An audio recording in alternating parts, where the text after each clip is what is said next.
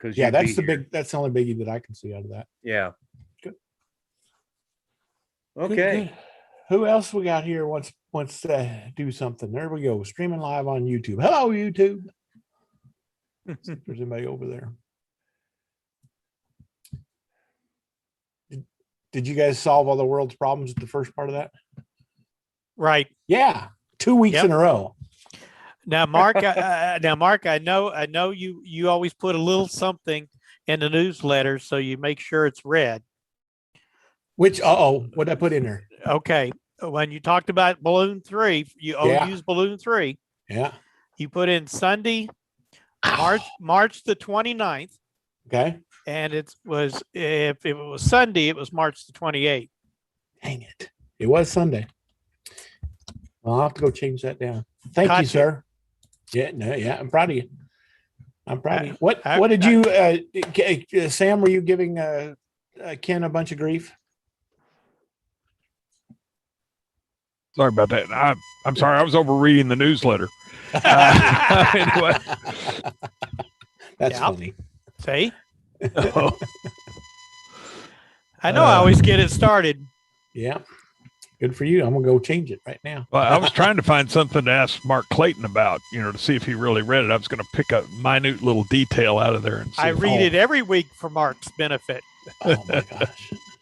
I know at least one person does. That's what keeps me going every day. Hey, I read about the balloon, Mark, and I powered up, started monitoring Whisper, and it had already quit transmitting. Yes, they got to Newfoundland. Yeah, is where they ended up getting, and they think they hit a storm out there.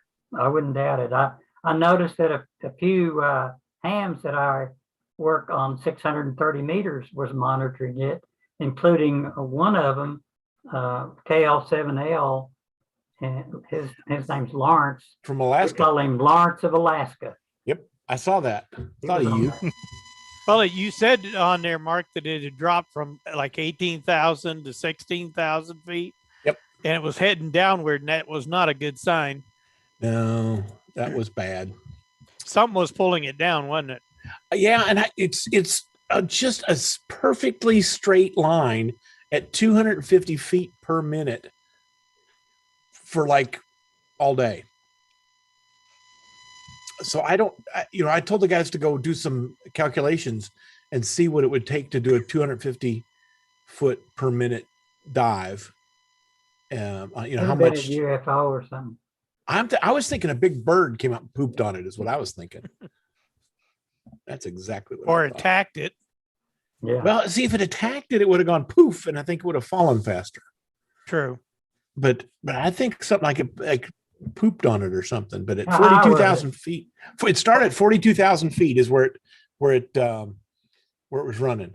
I don't think too many birds is flying there. Yeah, I know it. It was to just about Massachusetts, east of Massachusetts here is where it started heading down, and then this whole thing from there down to the to Newfoundland, it just kept going down and down and down and down and down and down and down and down.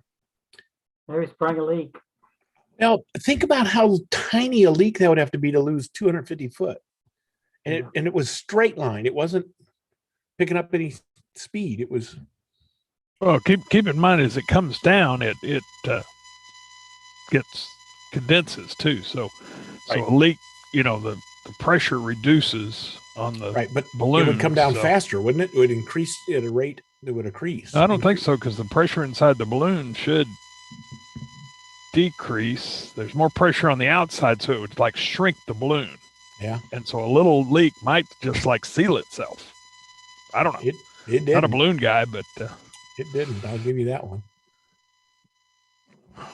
Thank you, Mark, I appreciate that. I don't see that now. I don't know what you're talking about. Okay, on balloon 3. Yeah. See, article. Look at it. It doesn't. I don't see it now. Oh, You're welcome, Mark. Thank you. Mark Clayton, you sure you seen that? Oh yeah, right. Gaslight him. I know. Ken's on my side. Yeah. I love it. I'm on Mark's side. Yeah, yeah, good job. Good choice of marks. Yeah. Hello, there's Ron there. Hi, Ron. How you doing? Doing good, sir. How you? Doing good. Got all your radios up and you're running? Yeah. Actually, I had a HT, a Baofeng that my son had gotten me a while back, and I tried using it. And I think it's busted. The transmit on it don't work. Radio I've been using, which is my primary, is my my Kenwood, and I'm really pleased with that one. But I was thinking about replacing that HT with something else, but don't know if you guys had any recommendations. Mark also was curious about getting into Aries, and if they have any recommendations on equipment. You know, should I go for another handheld or another mobile station? What are your thoughts? Well, that's 2. Yeah, both. That's a 2-hour deal. Yeah, it's going to be. What are you going to use? Is the big thing. Are you going to be in your vehicle more? Are you going to be with the vehicle, the mobile in the house? What are your thoughts there first before we get everybody excited here? I don't know exactly. I mean, my base station is my mobile, my Kenwood that I use. I didn't know with joining up with Aries if you go out to a scene or how that works. If you need a go box, or you stay in your vehicle, or you just are you out on your feet with a handheld? I just didn't know. It just varies, whatever happens. Typically the in your vehicle radio works out really well. Like when you're doing, I just got a call. One of the 3 calls I got when this started was Ron Laspiza, and they're talking about doing the Bike MS again this September, and you're in a vehicle and you're running around and you do those kind of things. But a go box is a good way to do it. You know, if you it just depends. If you go between 2 or 3 cars, a go box is a good thing. If you want to mount it direct in your vehicle, that's fine. As far as what radio, I'm just going to stay out of that one because there's thousands of them. Everybody else will have an answer. Go. I'll just say I don't do Aries, but before just for a mobile, before I could afford a real mobile, I used a handheld with a magnet mount that I could, and changes the dynamics of it. Having that thing on your roof instead of the little thing inside the car makes a big difference. And then when you go out, you just unscrew it and screw your. Yeah, I thought about that actually too. Exact scenario. Been there, done that. And then you get fancy and not great, but it works. Yeah, it's kind of a middle. Then you get fancy and you can get like an ICOM 51. Is it a 5100 I've got? Anyway, and it will actually act as a little repeater. So then you can actually set it up with your handheld to hit your 50-watt mobile, and I've never had a need to do that, but it'll do it. It'll relay for you. It's got two tuners in it. So. Hey, Mark. Yes. Yeah, that Sam's comment just now brought up a interesting point. When you crossband, like I do all the time, from UHF frequency over to the SCARS repeater or whatever, the crossband, the radio that you're talking into to crossband does not identify. Which means it's not legal. Oh. Well, but they're all my radio. They're all on my license. I'm not cross-banding through somebody else's. So when I identify me, it's going in, I'm giving my call sign going in saying UHF, and it's coming back out. Right. Over the air. I understand. UHF, I understand, so. Sam, but this kind of goes along with what our conversation was earlier. And I'm wondering, I don't want to do anything illegal, but I know a lot of people cross-band for this, because like where I live, I can't get into the 06 repeater with a talkie. And so to roam around the house, cross-banding works out really well. The problem is not when you talk, Sam. The problem is when you listen. So if the 06, if you and I are talking, and let's say that I talk and I keep keying the transmitter. Okay. when you talk, your transmission identifies your radio, not the transmission coming from your radio to your radio. Of course, on my end, the when you're talking to my HT, it's really low power and short distance. So, and that means you're violating the law by speeding only a little bit. Yeah. Yeah. Everybody speeds a little bit. Don't get me on that. This is recorded. There are some HTs. I was looking when I was poking around on which kind of HT to perhaps jump into. I saw that there are some HTs that will actually do an automatic identification every 10 minutes via CW. Yeah, my Kenwood does that, but it's really annoying. It's the legal. Yep. But it's illegal. See, the problem isn't when you're talking. The problem is when you're listening. So if you're listening to a 20-minute conversation and not talking, that's when your legal problem is.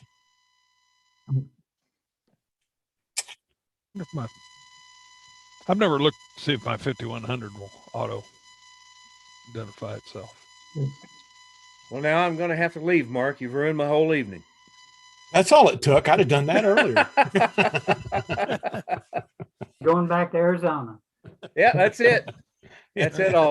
I'll send you a big lump of cactus. Yeah, pretty good stuff. You deep fry it. Hey guys. Yeah. Take care. Hey, there's Eric. Hello, Eric. Hello, Eric. Hello. How's everyone? Got another Ken. We were fine till we started talking about cross-banding.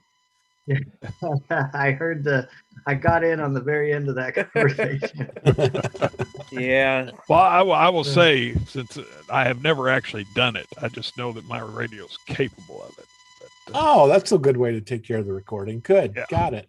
I've never had a need to do it. It's just one of those things. I thought about like sometime at the marathon, I could park my truck close and walk around with my HT and let my truck be my little own repeater to make sure I can hit the thing. But I've never done it. I've always had.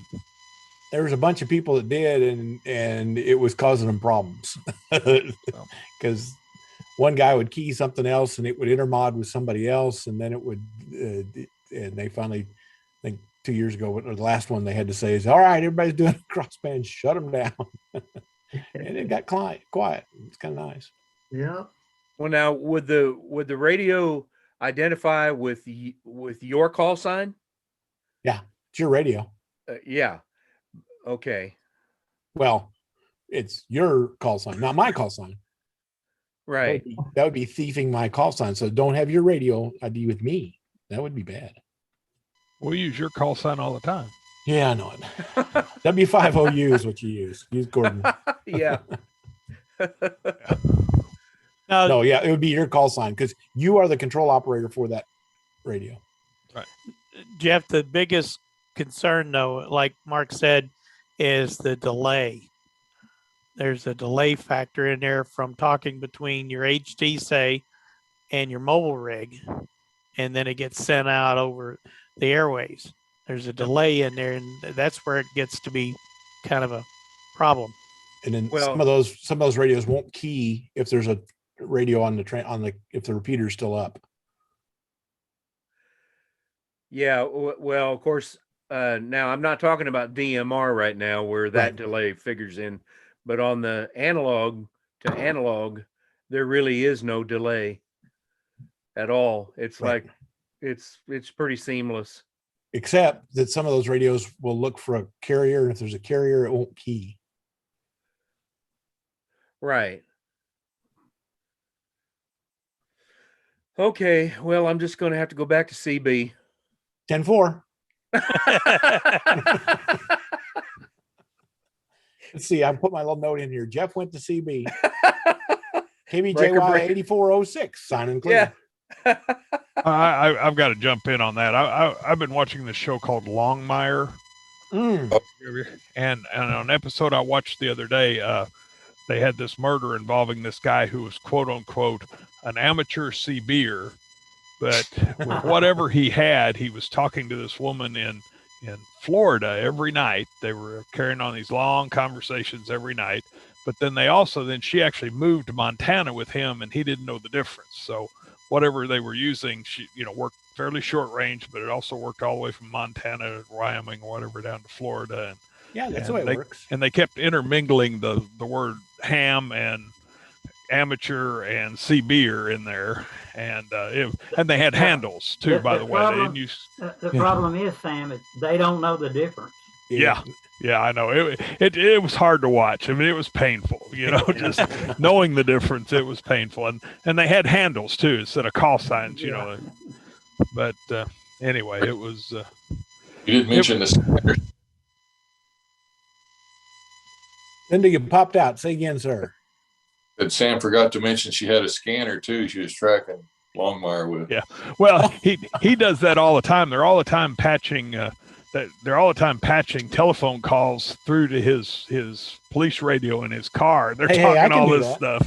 I can do that. Yeah. Where is it? I got a phone patch, a Heathkit phone patch sitting around here.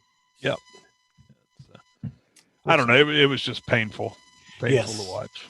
So you would think, surely they have some kind of quality control people that can Google something. Yeah. They just don't want to get in trouble is the problem. They need. Well, they wanted it to fit this. They wanted it to fit the story. They need the physics to match what they have. Yeah. Mm-hmm. Yeah. And I don't mind them using CBers. They can slam CBers if they just hadn't ever mentioned ham or amateur.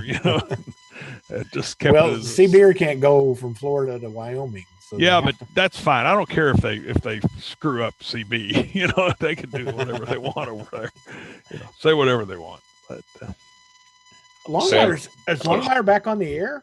No, I'm binge watching it. When I work out, I pick shows and. Is it on Amazon or? It's on Netflix. It's on Netflix, and but it's actually a pretty good show. But they do play a little fast and loose with some of this stuff sometimes. The more you know about stuff and you see it on TV, the less you watch TV. My wife, the nurse, can hardly watch a medical show of any kind. And I bet. Yeah, my wife hates watching military movies with me. Yeah, I've been watching a lot of YouTube stuff lately, trying to learn something. Well, there's so much content on there, and I got into all these music videos. Heart and all this great music and all these videos. It's just endless. You can't ever get done with it. So, but, there's a ton of ham radio stuff on there. Some of it's right, but. Yeah, most of it's pretty good stuff. I mean, there's some that's pretty bad, but it's easy to see the bad stuff. And yeah, I mean, I learned, I went to the college of YouTube on a lot of stuff. Probably one on how to crossband legally. Sure YouTube video on that. Yes, I need to watch that one. Yeah. Hey, you still here, Jeff? What are you doing here? I thought you left. Well, my CB repeater broke. I can't contact Cactus Jim down there, so hey Mike down there, HXT, are you on? Yeah, what's up, Jeff?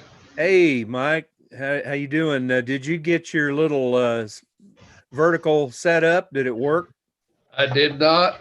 I'm still trying to figure out how to mount this off the ground. It's about it's like 70. A pull cue to me.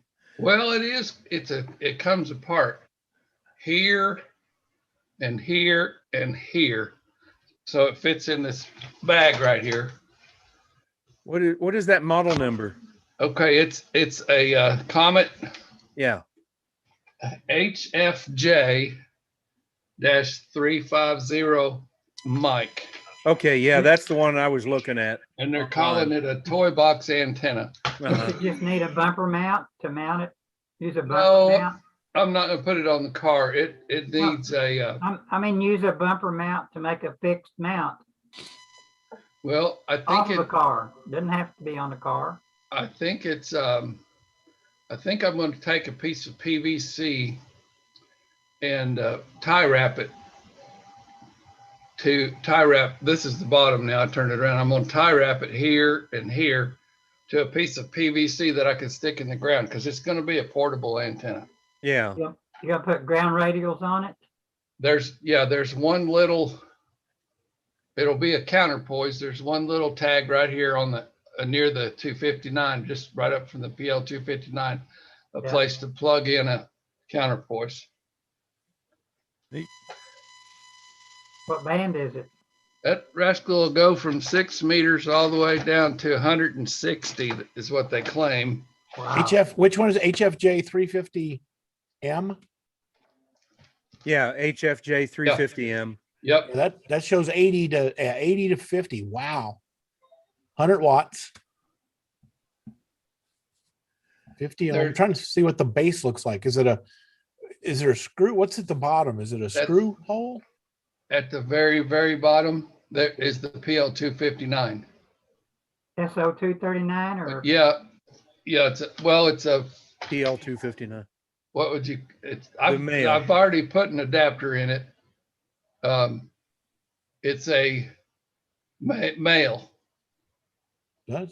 but I don't know if that SO or PL. SO is female. SO 239 is a female. So okay. PL This is the 259. PL 259 on the bottom. But how are you supposed to mount that? Was like just They really don't give you very much guidance in that department. Well, that's why he's asking this For instance, question here. if you wanted to use that mobile, you could use it on a mag mount that has an SO239 connector on it. And that would, that PL259 will plug into that. So you can get mag mounts that have the SO239 on them. You might want to try that, Mike. You might want to try just getting a mag mount, and if you got a metal table or something out in the yard, you can smack that thing right down in the middle of it. I do. Yeah. Yeah. And it even has a hole in it for the umbrella that's gone. That'll work. It's metal mesh, but I mean, it was close enough. It might work like that. Yeah, it would work as long as it's metal. And basically you're looking for something just to attach the mag mount to. As far as efficiency goes, on your low bands, it's not going to be all that efficient. Is that what you're talking about there on my screen there, Big Jeff? Yeah. Yeah. Yeah. Oh. A single counterpoise isn't going to give you much efficiency either, but that antenna is made for portability, not efficiency. Yeah. It's going to be very narrow banded too. Yeah. The only way to tune it is to telescope it up or down. Yeah. And the last 4 feet of it's all telescoping. I don't know if it's stainless steel or what, but it's got a little bit of oil. You can kind of tell on it. But yeah, this rascal, she'll come out quite a ways. Is this where you say you can't tune an HFJ 350M, but you can tune a fish? There you go. Just for the halibut. Yeah. You might catch a fish with it. So I guess that's what it's made for. That's like a whale mobile. of a story there. Oh, Yep. Good, Mark. it's gone bad. You started it. It's kind. Yeah, I did, didn't I? It's kind of like a buddy pole with no mount, right? Yeah, just about. It's a vertical only buddy pole. Huh. Left you singled out. Has it got a tap on it that you can use to tune it with? Yeah. Is that what I've seen? Yeah, that's what this wire is here. There's a tap. This is the common, and then it's got 1, 2, 3, 4, 5, 6 taps for different bands. It's kind of like that antenna Peter Core has on his car. Yeah, the taps are 6 meter, 10 meter, 21 and 18 and 15 and 17 are all the same tap megahertz. Then one for 20 meters and one for 30 meters. I think what Jeff was alluding to when he said the bandwidth is not going to be very wide. It's even when you get it tuned, if you move off frequency a little bit, it'll detune it. Yeah, I almost need to take a tuner with me. Yeah, you'd probably want to use a tuner to touch it up a little bit, but you can extend the rod if you're not driving down the road. Yeah, right. And I got it more or less to go with picnic table kind of a setup. You might think about, I don't know what you got, but some kind of C-clamp mount. You know, like those mounts that hook onto monitors on a desk for like a light or a monitor on a desk. Oh yeah. I thought there'd be too much metal in those though, and I wouldn't really want to put that much pressure on that coil down there. Yeah, it might be.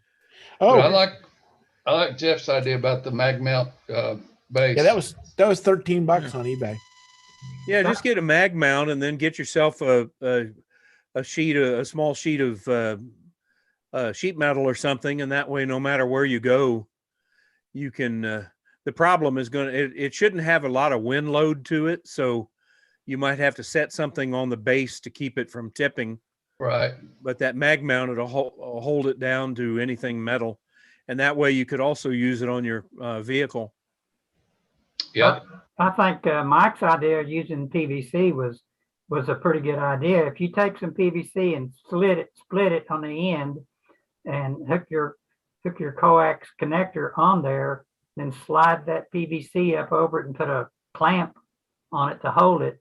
Then your PVC is your insulator, and your feed line's coming out the bottom of the PVC. That's pretty good. Yeah, that'd be good for putting. Your coax cable would be your ground for your. Or slot it. Just don't go all the way through. Just slot it maybe on one side. Yeah, that's what I mean. You know, if it'll drop down in there and put a clamp around it to hold it in place. Yeah. Yeah. That's if you want to mount it more permanent. Yeah. Or if you're temporary, you can tie wrap it to a vertical pole. Yeah. Or, a small child. Just remember, I was thinking I've got one of those. I've got one of those big tram 3 magnet mounts that once you put it on your car, you've got to sell the car with it on there. Yeah. It has a 3/8. I just went and looked. It has a 3/8, but you could put a piece of 3/8 all thread in that hole, and then and then tie it, to that with wire tires or whatever. It's heavy enough, even on a picnic table. It's not going anywhere. If you had the right size, if you had the right size PVC, it would fit in that hole on the picnic table and hold it there. Yeah. Yep. Yeah, there's that tram. You can pick up the car with that magnet, I think. Yeah. Yeah, I've heard you have to sell it with the car. You never get it up again. I've got one on my Honda Element, and my service shop loves it because when I take the car in and they need to work under it, they just pick the car up by the magnet. Yeah. Hey, Mark, I think I figured out that cross banding thing too. At least with mine, I just don't use it to receive. Just use it. Yes. When I'm talking out, I go through my bigger radio, but chances are if I'm talking to a repeater, I don't need a boost getting to me. The repeater will be powerful enough to talk to me. You're right. So, and that is the workaround. Yep. You are correct. I knew I'd figure it out. So it's a one-way. Before I did it. So I knew I'd figured it out. Before the recording ended, yes. Yeah. Who's an official observer? What do they call them nowadays?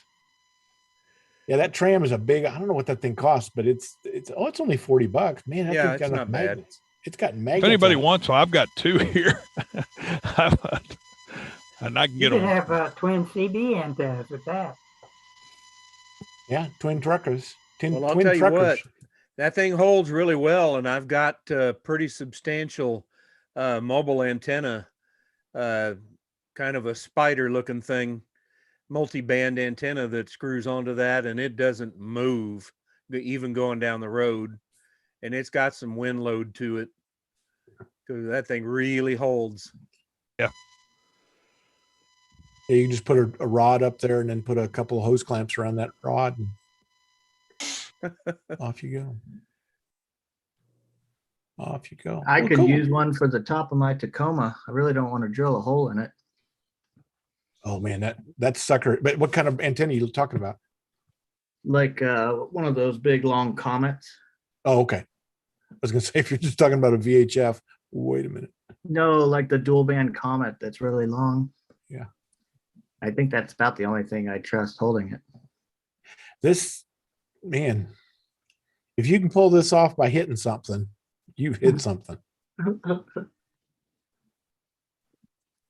Yeah, I'm Lockett- afraid if you hit something enough to pull that magnet off, you're going to have a whole lot more problems than just a busted antenna. I remember Lockett had one on his car, and we tried to get it off and finally got it off. Because you don't want to damage the car pulling the darn thing off. I tied mine to several small children. We're allowed to talk about that, right? Yeah. Well, I figured out the only way I could keep from tearing them up is by using a quarter wave vertical. They don't work very good, but I don't tear them up. Yep. Ham sticks work really well on them too. The ham stick antennas. That's what Lockett had. You're right. Yeah, they work really well. I know we were talking about this for small areas, antennas. Somebody, and it wasn't Bill, but somebody else put one of these on their car that they parked in the driveway, and they just ran the antenna into the house and used this mount on the car, and the car was the ground plane. I said, did you have to sign mobile, or did you have to sign portable? If it wasn't moving, I guess it'd be a fixed station. Yeah. That's called cross-carring, though. Yeah, it's a good deal. You sit in one car and talk out from another one. Well, that's what they do with 10-meter repeaters. You know, you put the transmitter 100 miles away from the receiver. The duplexers there look like silos. So when's the next balloon going up, Mark? They said about 2 weeks. They're waiting for weather. They've got some weather systems coming through that they want to stay away from. And the next one's going to be smaller hydrogen balloons, party balloon kind of things, like the Mylar party balloon size. Well, I seem to always be late. I've been wanting to try to copy one of them on Whisper, but haven't got there yet. Did you get my email I sent you, Mark, on contact I made on 40 to Indonesia? Yes. I told you you get Indonesia on 40. Yep. What antenna are you using? What? What kind of antenna were you on? I was using a 40-meter dipole. It's a rotatable dipole, full-length rotatable dipole. Oh, okay. It's not very high, but I don't know. It might be 30, 35 feet up. A little low to the ground for 40 meters, but it seems to work okay. Yep, it got you out. I worked 2 or 3 Indonesians and all the JAs you want to work. I've worked many JAs. I don't even try to work them. Oh yeah, and also there was a South Korean on at the same time, but I didn't work him. Tell them to just go a little bit north. Yeah. Just drive a little bit north. I've worked North Korea before. Have you? Yeah, I worked them on 10 meters. I've got the printout from Logbook of the World is on my website. It's a P5 is the call sign, is the North Korea call sign. They're allowed to talk to us? This was a 4L4 that was worked in the embassy there in North Korea. And he transmitted for I don't know how many, couple of weeks before they shut him down. I was going to say before they caught him and shot him. Yeah. Anyway. They told him to get that radio gear out of the country And he said, yes, sir. But I managed to get a QSL card from him, and he had a QSL manager in Texas, so it was not a problem getting the card. Wow. So that's pretty rare to get one of those. That it is. That it is. Well, who's Don's vertical? How you doing, Don? I'm doing okay. Yeah, I'm still vertical for now. I don't know how long I'm gonna last, but yeah, it's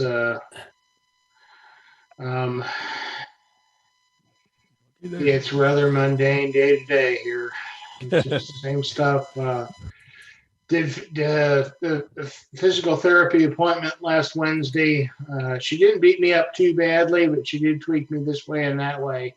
Measured this, measured that, measured the other thing, and said, hey, you need to do some exercises. So I've been trying to do the exercises, and I'm going back tomorrow, and we're going to see how much they did. Good. Good. Did you get the rod measured for our experiment? Oh, we didn't have a what do you want to call it? A analyzer. Oh. We didn't have an analyzer handy or a dip meter. That's what I was thinking. We needed a dip meter.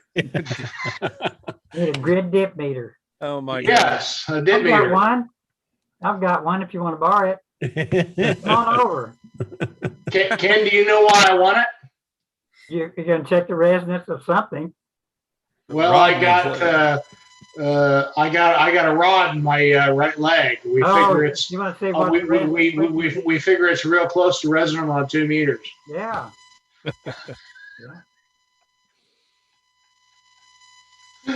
Speaking of resonant on 2 meters, there's Bill Lockett. Well, there he is. Hello. How's Edward Sound? Hello, Bill. How you doing? All here.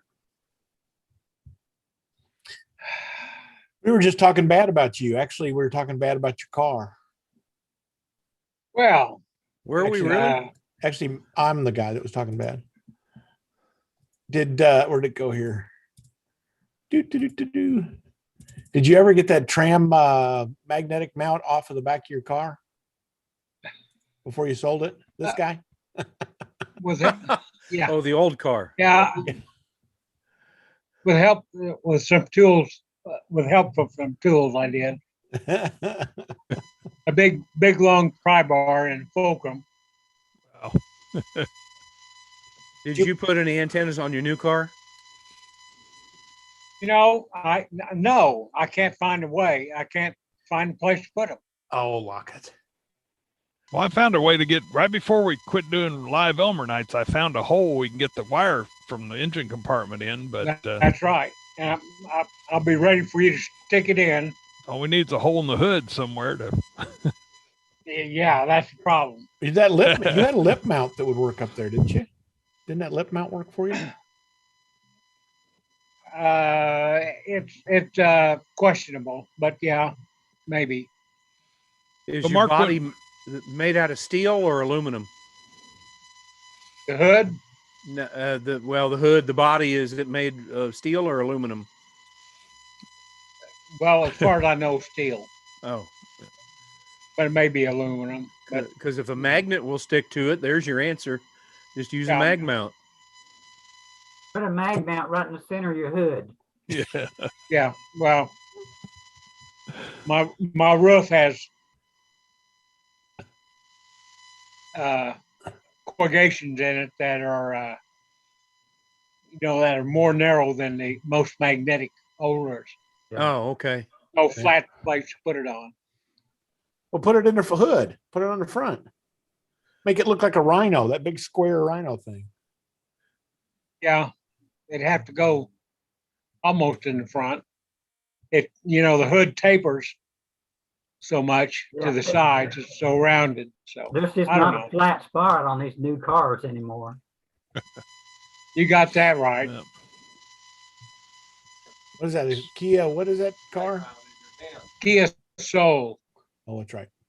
So Mark, when, 2018. when did we have the last live Elmer night? When did we? Has it been a year yet? Oh Right. yeah. We've been Yeah. assuming for a Yeah. year.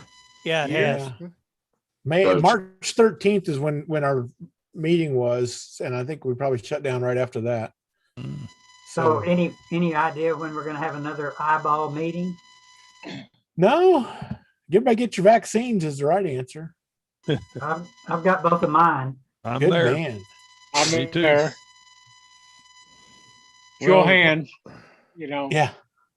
Oh, I can't see mine. Mine's up. You just can't see me. Yeah. Problem with the vaccines is that doesn't, well, it's a long story, but basically it turns you into an asymptomatic carrier. And that's why they're saying that they still want you wearing the mask and all that stuff after. And I still do. I still do. Me too. Yeah. Yep. But as long as I'm around other asymptomatic carriers that are vaccinated, you know, it's I don't know. I think we could stay distant. We could show our vaccination card at the door. Yeah. Yeah, I think that's what there they're coming to. Yeah. I was thinking tattoos in the forehead, a big V, you know, so, Yeah. you know, A big V for vaccination. Yeah. been vaccinated. But These little barcodes so you can look it up. And see, I had COVID and I got tested and Boy, I have the there. natural antibodies now. And my doctor has told me that it might be risky to get the vaccine for without waiting a while. 90 days. Yeah. But you still need to get it Yeah. after 90 days. Catch the other variants is the big deal. Yeah. So you get an A on your forehead. Yeah. Antibodies. There you go, Bill. Put that little thing right there. Just like it looked like a little rhino horn. Yeah. In the front. Yeah. Yeah. It might screw up the CG of that car. It might just tip it forward too much. That's okay. That's Oh okay. my Front wheel drive and steering. So Okay. if I tip forward, if I tip backward, I'm in trouble. Yeah. There's just not a flat place on the top of that car anywhere, huh? No, they have Not speed without grooves. those It's like an old pickup truck bed. Yeah, it's got corrugated. Yeah. Got the valleys. Exactly. Yeah. Well, you need one of them big magnets that you had on your other car. Well, that same deal. No place to put it. On the hood. Probably got not a one you flat can have, place on the Bill. hood either. You're just going to have to put you one of those glass mounts, Bill. No, I thought right here is what I thought we could do, Bill, on this was a lip mount right here. Wasn't it? If you have anything but AS1 glass, you can't use the glass mount though. And so if you have tinted glass, you don't want to use a glass mount. Could just metal screw a flat plate on top of there and stick it on that. Drywall screw. Yeah. Make it quick. Or do a NMO, you know, just like. Or just leave it buy a with us plug. for a week. You know. Yeah. We'll get We'll get you on the air. Yeah. Fire up that welder, Sam. Yeah. Now, Bill, are you just wanting to do something that VHF and UHF, or are you wanting something HF? Well, I have HF capabilities, but Yeah. just UHF. Well, with that car there, you might want to be kind of careful too, because I know with my Honda, when I ran over 50 watts, it messed with the electronics in my car. Yeah. So I had to put some chokes on the coax at different locations, and then that cured it. But you don't want to risk, messing anything up that they're not going to fix for you. Where'd you put the chokes on your stuff or the car stuff? No, on the coax leading to the antenna. Okay. I put some ferrite chokes, clamp-on chokes on there, and it took care of the problem. Mine's revs up my in my Avalanche when I do HF. It revs up my blower fan, and of course that gets noisy. So sometimes hard to hear people because my fan's going at. Well, just mount your amplifier RPMs. there. Yeah. That fan will take care of you. Yeah. See, problem solved. Next. I thought you left, Jeff. I've got a whole bag of ferrite chokes. I may have to. Yeah, just sprinkle them along there. Is there any? Can you put too many ferrite chokes? I mean, well, if you flatten the tires, yes. Okay. You're over the Don't limit. get any RF out. It's time to stop. Okay. Yeah, I don't know that you can put too many, but you can put so many that it's a waste. Yeah. Yeah. I think I used about 3, and that took care of the problem. I can run 100 watts now on any band on HF, and I don't have any problem. Cool. I'll have to give that a try. Does it work better? Put them on the antenna itself. Not if you want to talk to anybody. And that RF makes the antenna look cool. So do you have to stay away from the A pillar when you put a lip mount, for example, near your hood? I don't know why you would. I mean, define stay away from. Yeah. Well, I was reading somewhere that they said if your antenna is too close to your A pillar, especially like for me, I got a Jeep. It's darn near vertical, so that could cause some interference. The darn near vertical is bad, but I've always put them. I probably put them 6 or 8 inches in front of the hood, and I've never had any problems with 5/8 wave or something. But that's tipping back, and that's not all the way up. Technically, they say if you're within a quarter wave of an antenna, you're affecting the output. Yeah, I did some testing on my Element with a Larson 5/8 wave up on the corner of the hood on the passenger side. And then I put one on top of the vehicle right in the center. And I did some testing on effectiveness.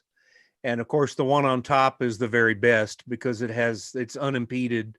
The one on the hood on the passenger side works pretty darn well, but the direction of the vehicle does have an effect on it because the body of the vehicle is affecting the radiation pattern of the antenna. And my HF does that. I mean, I can turn and suddenly lose great contacts, but yeah, it's part of being mobile. Yeah. There's no metal on the hood on the roof of my Jeep though. It's all plastic. Yeah. Oh well, that's better. I mean that anything helps. Yeah. Yeah. This is on the SCARS antenna page, but they talk about the mobile mounting spots, and the center of the roof with a permanent mount is 0 dB, and then everything's measured relative to that. Mag mount on the corner of the hood is minus 2.4 dB. This back on the trunk is 2.8 off of that. So really you're losing at most 3 dB now. Why don't they That's show anything theoretical. about the front left side just past the windshield right there on the hood? Right there. Well, They do right up there. Right up there. I usually don't like to put them there because of sight lines myself. I always put them on the right-hand side. But it'd be the same thing. It'd be 2.4 if it was over there. But I see Jeeps like all the time. They use the hinge blade to ground it and attach it, the mount bracket, and they get good SWR. Usually you jump across that with a ground strap. Yeah, I was real lucky on my Avalanche. I found a pre-made Chevy, fits all the Chevy pickup trucks for about 20 years on one of the CB radio sites that just uses existing holes and goes in, but it goes on the left side. But, I don't even notice it. It's kind of behind the A pillar there, visually. So I don't even really yours see is in it. the back though, is what you're saying. No, that's I'm talking about my, yours in the front. Yeah, my 2 meter is up front. My HF's in the back. And I very intentionally put my HF in the back on the left. And actually I have it out where I can see it in the mirror just in case it falls off, Actually, the other day I was driving and I suddenly realized, I don't know, just for some reason I walked by it at the gas station or something. It was coming unscrewed. and I Yeah. tightened it back down. But I've had that happen before. a lot of vibration, and And by the way, I worked with a guy who just was insistent that a mag mount was the worst thing in the world, and I proved to him that at VHF and UHF, it's actually a very good choice by doing some testing between an NMO mount on the center of a roof, and then recording those readings, and then switching out with a mag mount, removing the NMO antenna and putting the mag mount right next to it, and taking basically the same readings. So if you have a good quality mag mount, don't be afraid to use it in spite of what you might have heard. Now at HF, they pretty much suck. That tri-mount magnet is better, because the thing is, you want to get the best capacitive contact with the vehicle surface that you can. And on HF, that's, the more the merrier. But at VHF and UHF, even a small mag mount works out quite effectively. Yeah.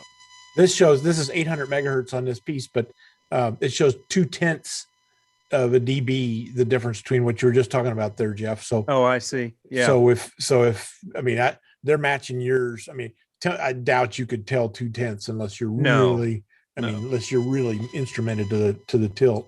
I would say the same thing, that they're identical. And then this is 800 megahertz, which, if you put an 800 meg antenna on a mag mount, the capacitive coupling to the body of the vehicle is so massive, it's almost like you've mounted it on the vehicle anyway. So you're not going to have a problem. Well, again, I put my HF on the back, out to the left, and the downside is I can't go through a drive-through. It's pretty tall. It sticks up.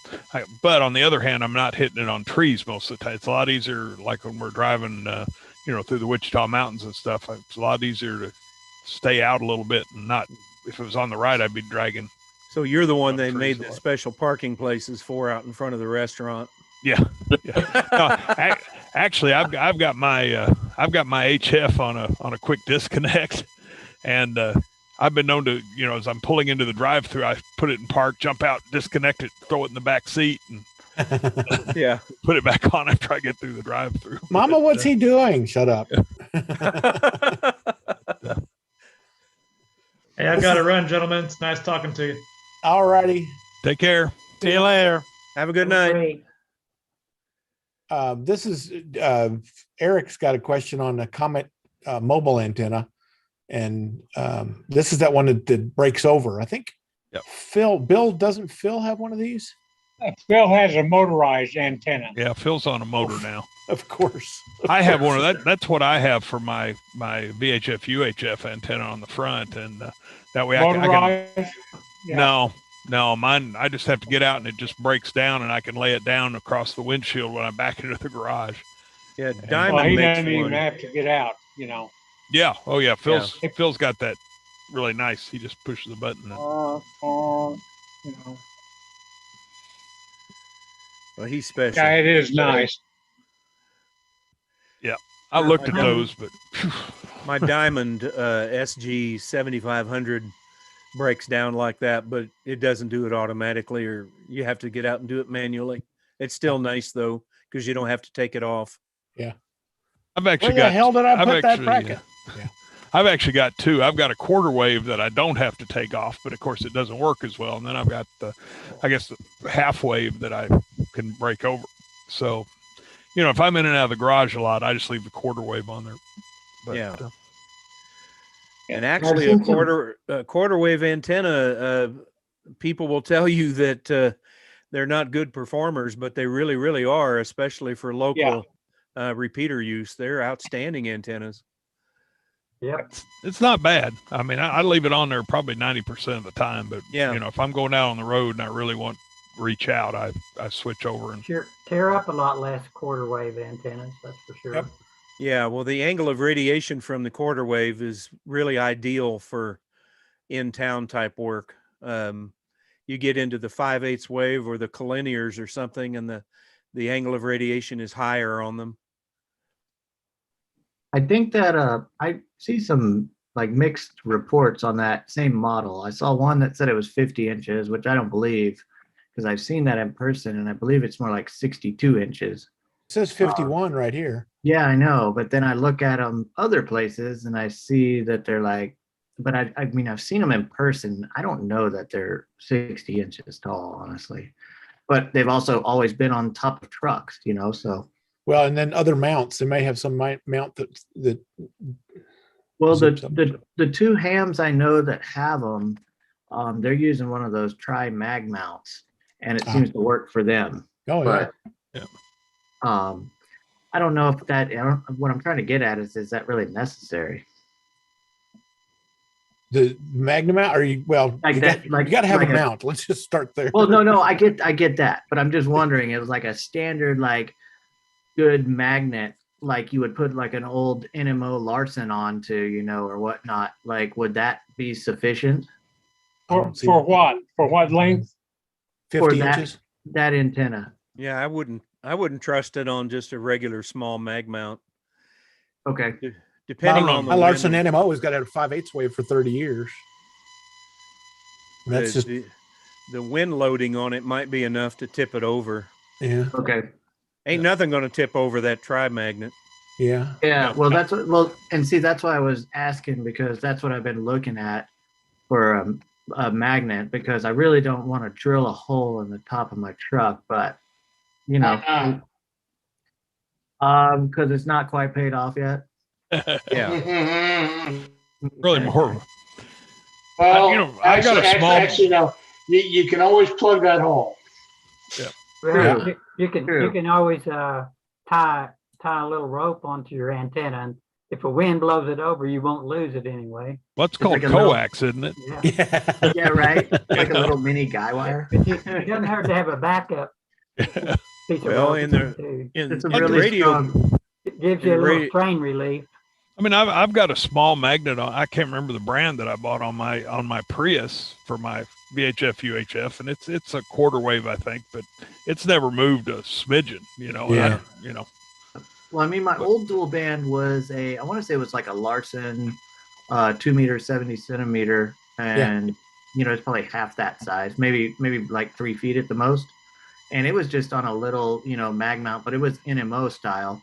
And so it's pretty low profile. And I never had any issues with that. But I'm kind of worried about if I go to something like this, it's going to probably need something like a triple mount, like you were showing. I don't think so.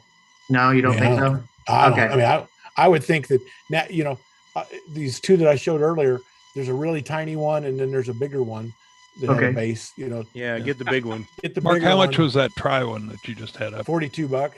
Okay, Really not too bad. No, it's that's what not. I can get them for through Hey, Petra. That's what Mark, would you message me that link for that bigger of the two single magnets? Okay. Yep. Cool. When I was in the Because I mean, I would prefer that, honestly. You know, there's a tram that's a bigger one. There's that's not wait, that's your PL259, right? Not NMO. No, the old antenna I had was NMO. That's why I won't work with this antenna. So How long is that antenna? I think it's, well, I've seen 51 inches, what they say. is what I've seen, but I've also seen it say, Is it a 2 meter 5/8, or is it what is it? What's it good for? 2 meter 440, but I don't know what. Are it's you talking 2 about meter me? and 2 meter and 70 centimeter. Okay, so it'd probably be a 5/8, right? I believe that's correct. I don't know. I know it has like 5 dB a gain on 2 meters and like 7.5 on 70 centimeter. Well, it's probably going to be a combination of like two for UHF, maybe 2 5/8 in series, and then maybe I don't know exactly what the design of the antenna is, but if that's 51 inches long, it's more than 5/8.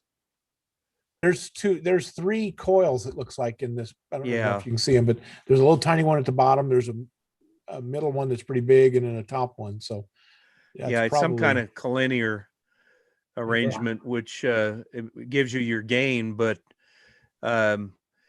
What Mark, does it indicate I don't see that. wind load on that page? No.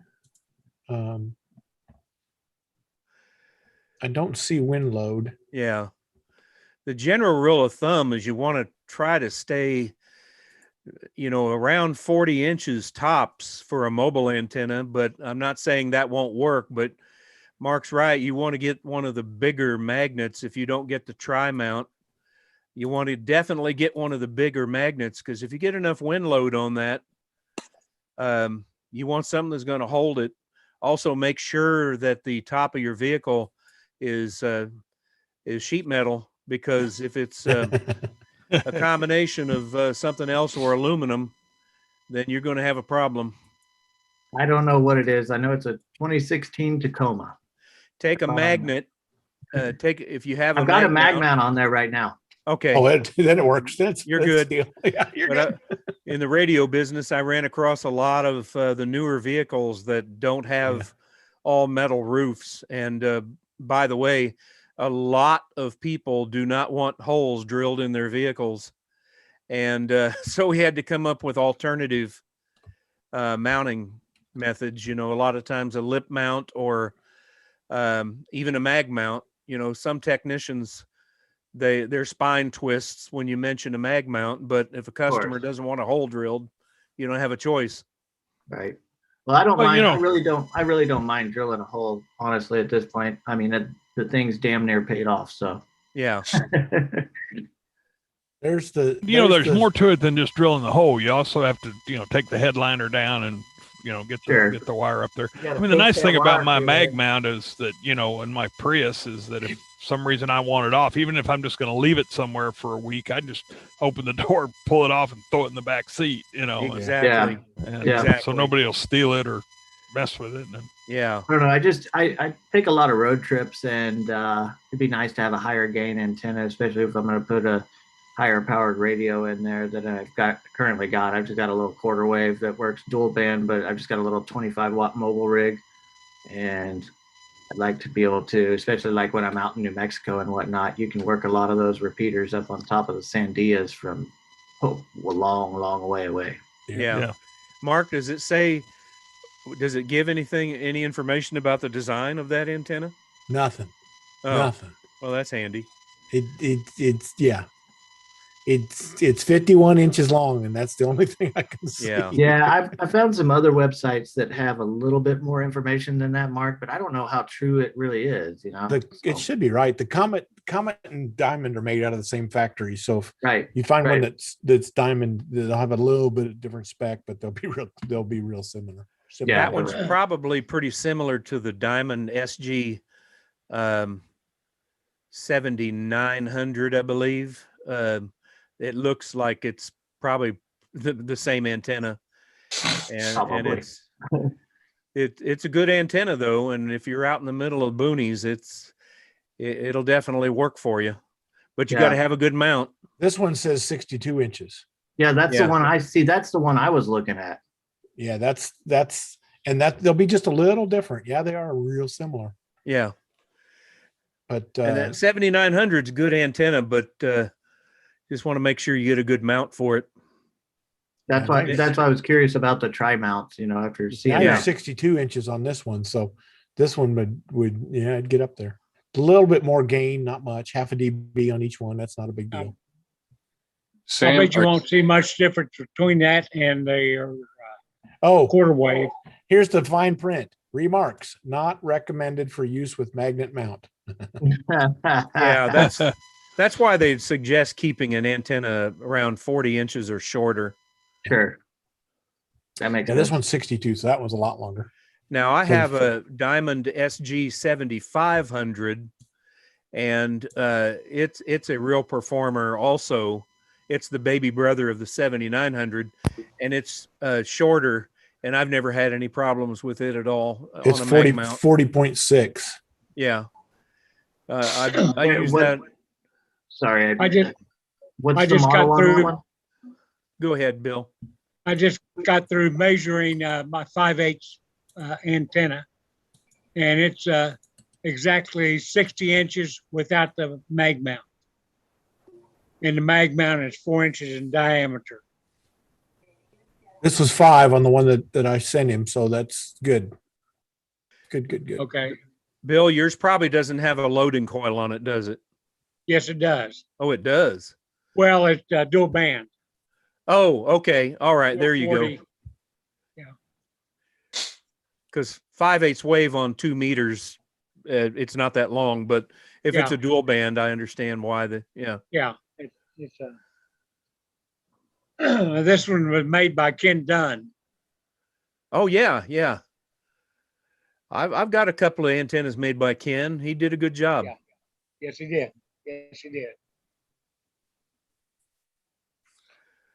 Sam, in your mount, is it 7100 or your 5100 in your Avalanche? Avalanche's got the 71. Prius has the 51. The 7100 doesn't crossband repeat, does it? No, but the 51 does. The one in the Prius. Not that he ever uses it. I've never used it. No, never. Never had a need to. Oh, I thought we were kidding. No, For the recording. No, it was just, I thought about it. I thought about if I did that I might do it. I had trouble when I did the marathon, with just a handy talkie. Sometimes it would come and go, and I was thinking about doing that, but never did the marathon again. Yeah, I was just October, man. We're gonna be there October. Yeah. I was just investigating the crossband repeater, so I was kind of shocked when I tuned in late. Now we're talking about it being illegal. I'm like, well, darn. But also, I'd found out my 71. Well, there's some people that have rigged up situations to make them do it, but kind of contrived. Not something you could drive around in the car with.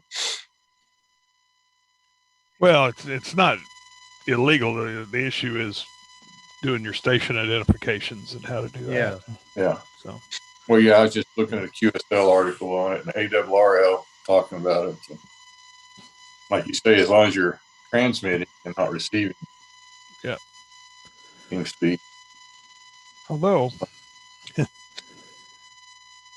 I was actually talking to somebody the other day. Who was I talking to that was talking about doing? They were at their house, but they wanted to be able to wander around their house, so they were using an HT, but they were somehow using something else. I didn't ask. But well, I do it. I use a talkie on UHF and talk in my house into the shack where I have a radio that is cross-banding to the SCARS repeater because that's the only way I can get into it. Unless I'm sitting at the radio. What's that? Jeff, what radio are you using? For my base radio, I'm using an Anytone AT5888 UV3. And for the talkie, it's just a little Anytone 868. And I use the extra low power setting on a UHF frequency to talk to the radio in the shack. And of course, you can monitor the SCARS repeater, since I guess that is the legal way to do it. I can monitor that from my HT. I just can't talk into it from my HT. Right. Okay.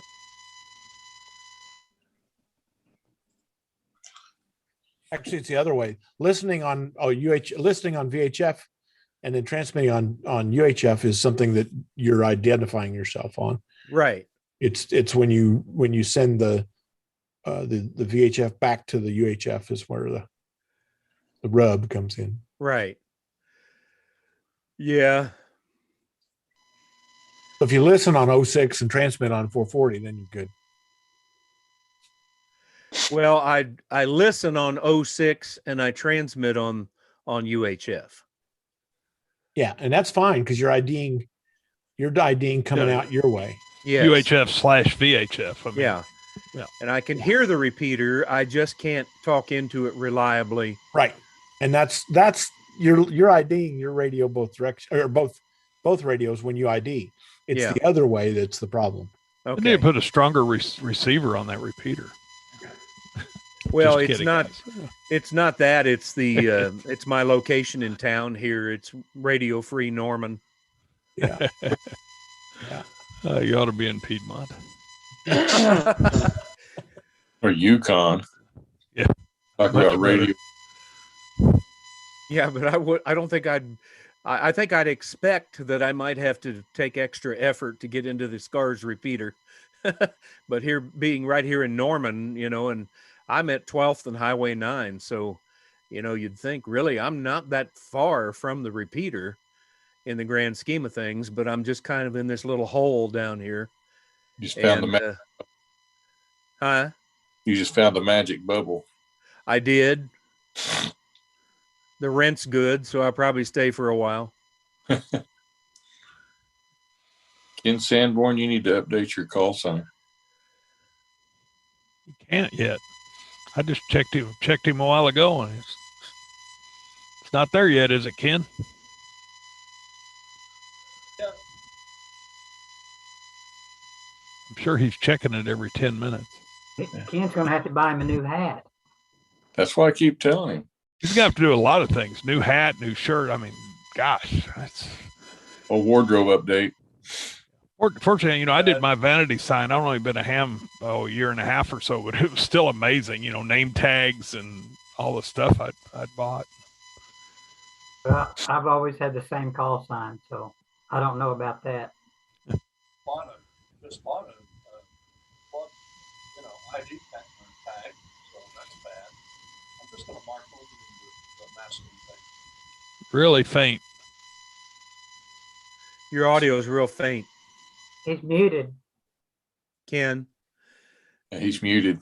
Now he's unmuted. I'm not muted now. I'm using the space bar, but I haven't run this microphone on this computer. My other computer Says you're unmuted, but still can't hear you. Yeah, Still we real can't. faint.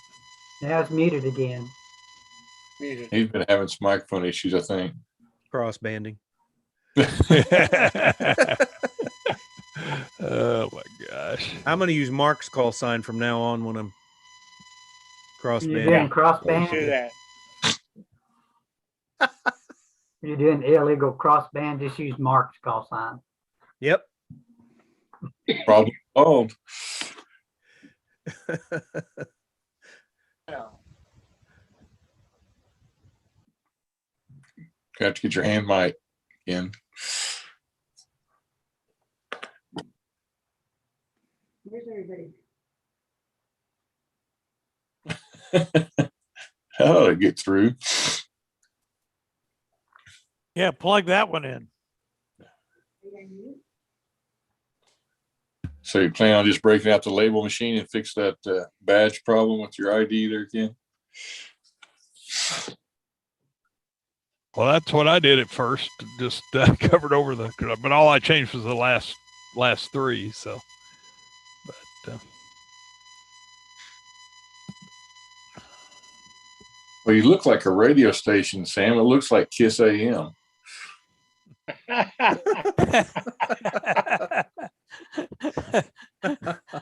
That was good. That's right. He does. Right. Beautiful downtown Piedmont. Kiss Yeah. AM.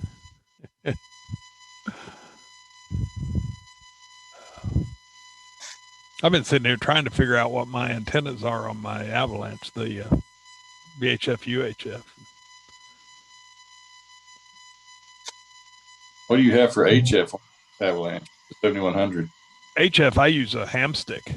I've got a 40 and a 20 on quick disconnects where I can switch them back and forth pretty easily. They work. Radio? They work pretty well. Mhm. What radio? Works really well. What What is radio, Sam? A couple of weeks ago, I was sitting out at Oklahoma Christian University waiting for my wife, talking to a guy in Colorado, and he said, just blow. No, I'm sorry, California. He was right outside of Los Angeles, just, blowing him out. He couldn't believe I was sitting Yeah. there on a ham stick. I've been pretty impressed. Do you have to point west to do that? It's funny because I was pointing west, but I'm not sure, how much difference it makes. But I do know sometimes, you'll be talking to somebody and you'll be on the interstate or something and swing, it'll swing around and signal will go away. What band was you on, Sam? I was on 20 meter on that one. Listen always goes to the second spot. Hey guys. Quick disconnect you mentioned. Well, if you say quick disconnect, I think B and C, but I don't think that'd be sturdy enough. No, I use God, what is that? I just saw that just a minute ago laying here. I've got every box, I save all this stuff just in case and it's all piled up here. And I just saw that just a minute ago. It's Actually, hang on. Be careful. You just hit the paddle on your keyer when you stood up. Hey guys. Well, he's looking for that. it or a duh. Hello? I think it's a duh. Hello? Dove. Hello? Hey, I can't stick around, but I have a project I just finished I'd like to show you. Okay. I found my Raspberry Pis.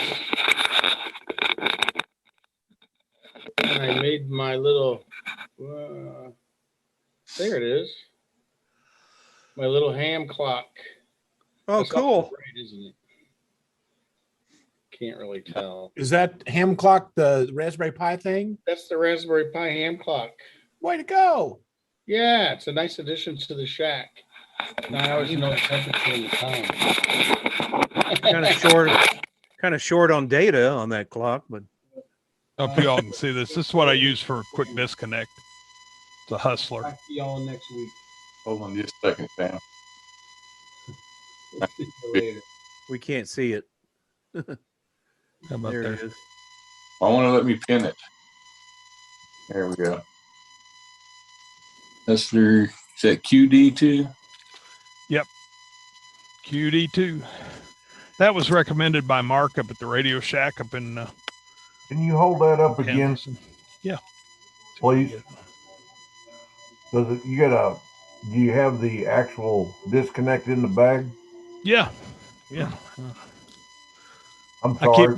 I'm not trying to be a pain, but I'm going through the same thing. I just got a ICOM 706 and I got the separation cable and the head mount and all that. And I'm looking at Hustler antennas. I was playing with them this weekend out in the driveway. Congratulations on the 706. What? Yeah. Is it the Mark II-G? Yeah. I don't know if you'll be able to. That's an amazing find right now. Okay. Yeah. I mean, there it is, and let's see if I can get it to. It's hard. It's tight. It doesn't work, but it doesn't look very quick there, Sam. It's got a heck of a spring on it. You got to push it down and then turn it. Yeah. Oh, see, it's got a. I don't know if you can see. I see it. Yeah. Very good. Yeah, and it really locks in there. It's easy when you got an antenna on it. It's really hard when you're just trying to. Got a little extra leverage and grip it here. Yeah. But, and where did you pick those up at? Radio Shack up in Derby. Oh, okay. Mark up there. Is he still open? Oh yeah. Yeah. What was that? There was a store up in Kansas closing not too long ago. Older guy though. It wasn't him, but I got an email from him, and I don't remember. It was a couple months ago. Anyway. Actually, he's going to do a sidewalk sale. What did I do with that? I got so much stuff here. June 12th. June 12th. He's going to do his sidewalk sale up there. But I'll just tell you, I went last year, and you really cannot leave Oklahoma City and drive up there and get there and find anything. It opens, like 7 a.m. And if, time you drive up there, all the good stuff is gone. So, hey, Sam, you got to get up earlier. That's what I did last time, Sam, is I left early. And I got up there right about 7:30. You left real early. Yeah. And it get up before breakfast. Yeah. And it was worth it. Yeah, I'm thinking about going up the night before and getting a motel room. It's I don't know. We'll see. Got till June to figure that out. But Mr. Kitch has joined us. You go stay at Galen Kitch's folks' place. There would be room. Yep, there you go. Might be in the barn, but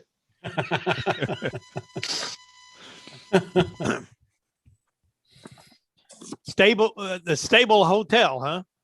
Yeah. Stable rates. I include hay and water. Yeah, and probably some meat substitute. Mark Water up at Derby anyway, says you know, the motel pasture up there time is now. pretty nice. So.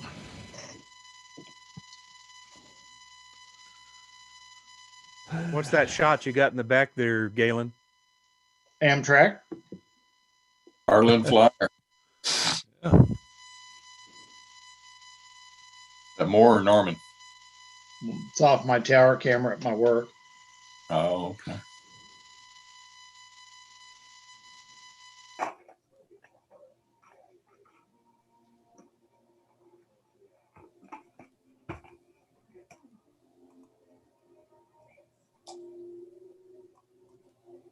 See, Phil. Haven't heard Phil yet. Hi, Phil. Must be muted, Phil. No audio, Phil. It's there, just low. Crank it up. Cat's got his tongue.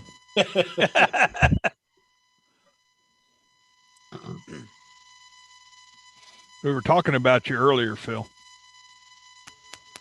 Were we? Yeah, about his motorized, oh yeah, fancy motorized antenna thing.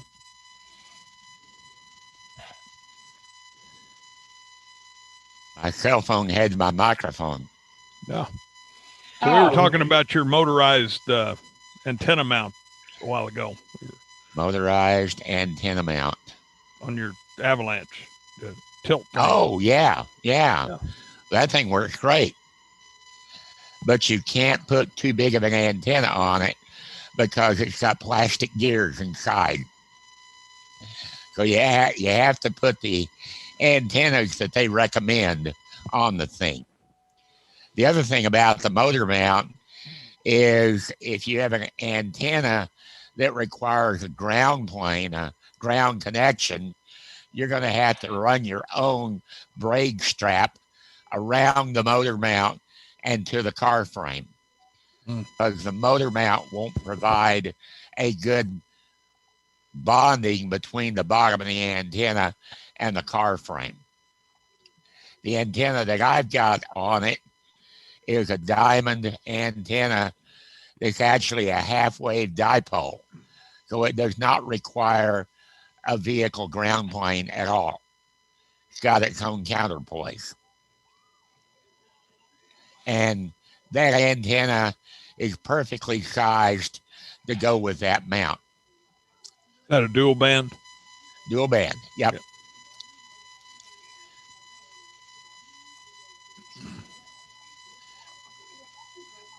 Otherwise, I've had it about 5 years now and haven't had any problems at all with it. And the antenna tunes easily and loads up really good. You know what model the antenna is, Phil? No. Okay. We were talking about these things earlier. That's why I'm wondering. Look in the Diamond catalog or one of the HROs or one of those, and it'll be the dual band halfway dipole. And part of the sales pitch is that it does not require a ground plane. Okay.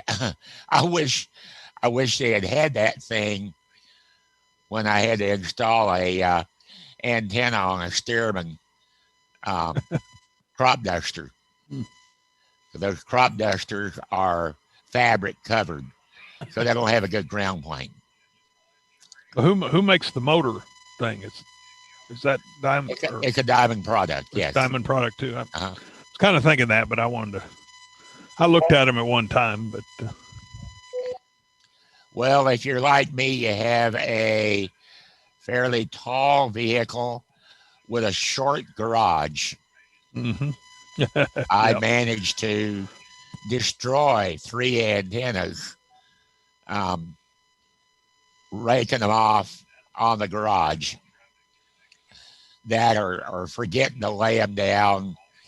I had a Diamond antenna that had a coupling on it, you could get out, undo the coupling, lay the antenna down, and drive in the garage. Well, that's great if you can get in and out of the vehicle that easy, which I can't. Yeah. And I'd forget to do it. And Mark's showing it there. Those antennas seem to have a knack for getting hung up in the garage door. And then it just jerks the whole thing off the car. I backed in with mine up a couple times, and it's okay, but because now it's laid over like this. But if I try to pull back out, it's gonna go the other direction, and so I have to get out there. But well, gentlemen, my battery is telling me it's time to get out of here, or I won't get to talk to anybody more. All right. Y'all have a great night, Lyndon. All right. Take Thank care. Great. See, there's all the antennas they recommend. That's a K9000 LRMO. Woohoo. You feel I don't know how tall your garage is. I don't know why mine's so short, but I looked at putting that up on my luggage rack on top, and I'm not sure even down that it would clear my door of my avalanche. I mean, it's it's really I don't have much clearance at all there. All these new houses, they seem to have a passion for putting the garage door, the garage opening up about 8 feet, which is not that far above your car. No. Well, the weird thing on me, my garage is actually 10 feet tall, and I wished I'd caught it when I built the house. I mean, the garage is got a 10-foot ceiling. I don't know why I didn't make them have those doors taller. I could have had a 12-foot tall door if I just thought about it at the time. Yeah. But I'm like you, I didn't think about it at the time.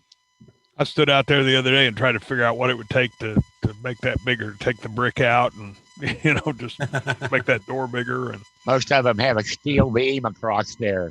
Yeah, mine's got a piece of, what am I trying to, an L, holds the brick. Angle iron. Angle iron, yes. Angle iron, yeah. God, I'm getting to see now. Anyway, yeah, big piece of angle iron that holds the brick up. That would have. Don't worry about it. You'll forget about being senile in a little bit. Yeah. What was it I read? The nice thing is you can just read the same book over and over and over. And you never know the difference. You meet new people every day too. I think mine's a manufactured beam they put in there. Of course, that's the trend anymore. These builders buy those manufactured beams because they're cheap. Yeah, mine's like a 1/4-inch angle iron. They can't find anybody smart enough to put two 2x12s together. Yeah, that's right. Well, look at the price of a 2x12 times the length of a 2-car opening. Yeah. So you're looking at can you even find one?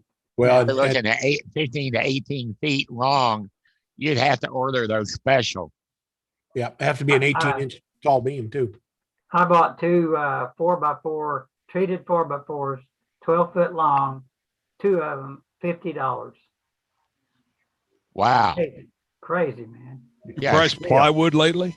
I just bought a piece of plywood, 3/4 inch, and it's not even, it's like CDX. It's one grade above CDX, $53.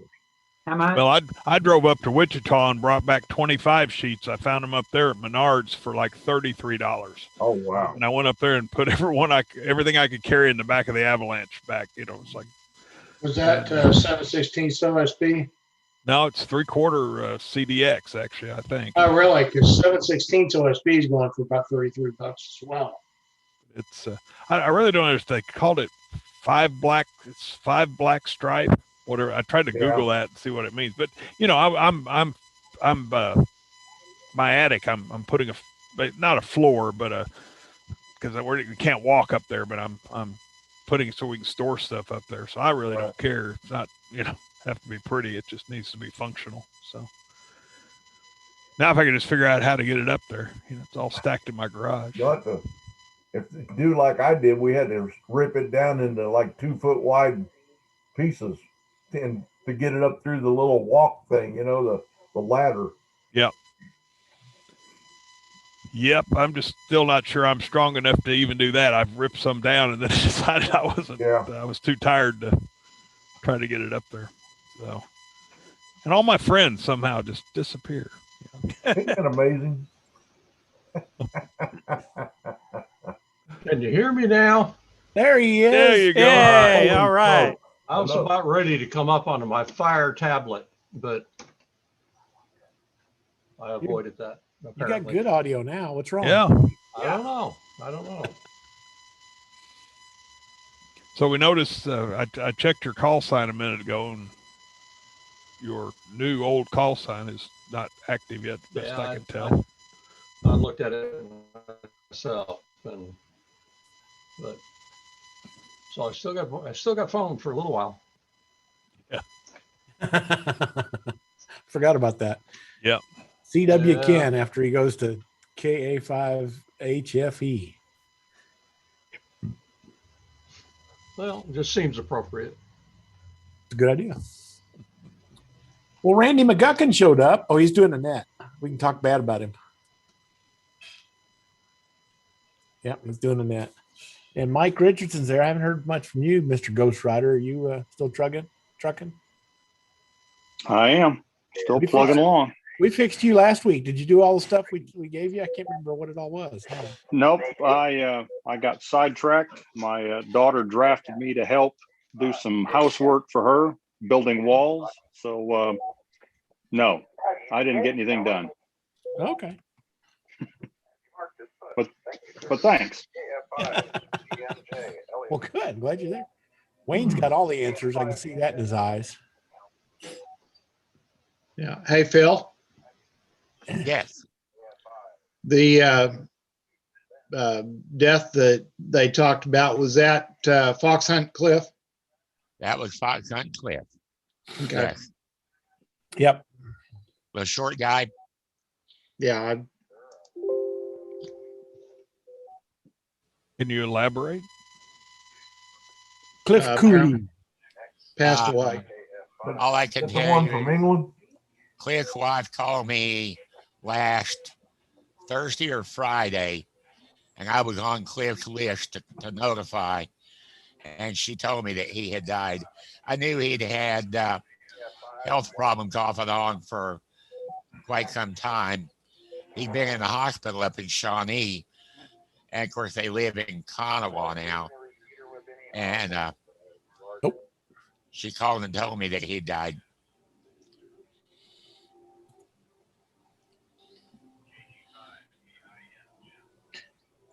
Yeah, I still don't see a obit. We just found out about that today. Okay. Which is kind of odd because if he died last Thursday, it's kind of odd for him to wait a week and 2 days to have a service. Yeah. His call was in 5 CSJ. Yeah. There you go. He died March 24th there. Yeah. The story I've heard from other places is that the line at cremations places is still pretty long.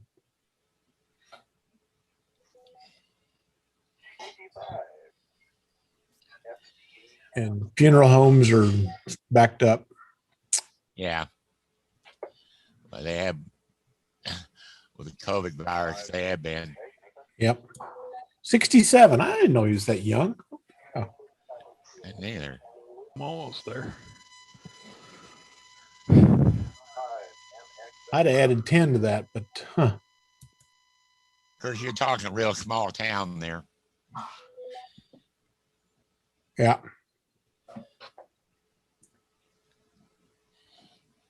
Well, the hospitalizations are way down. That's good. That's news. good. Yeah. Yeah. You guys still getting full houses when you're doing your vaccinations? Yeah, we are. I mean, we're doing.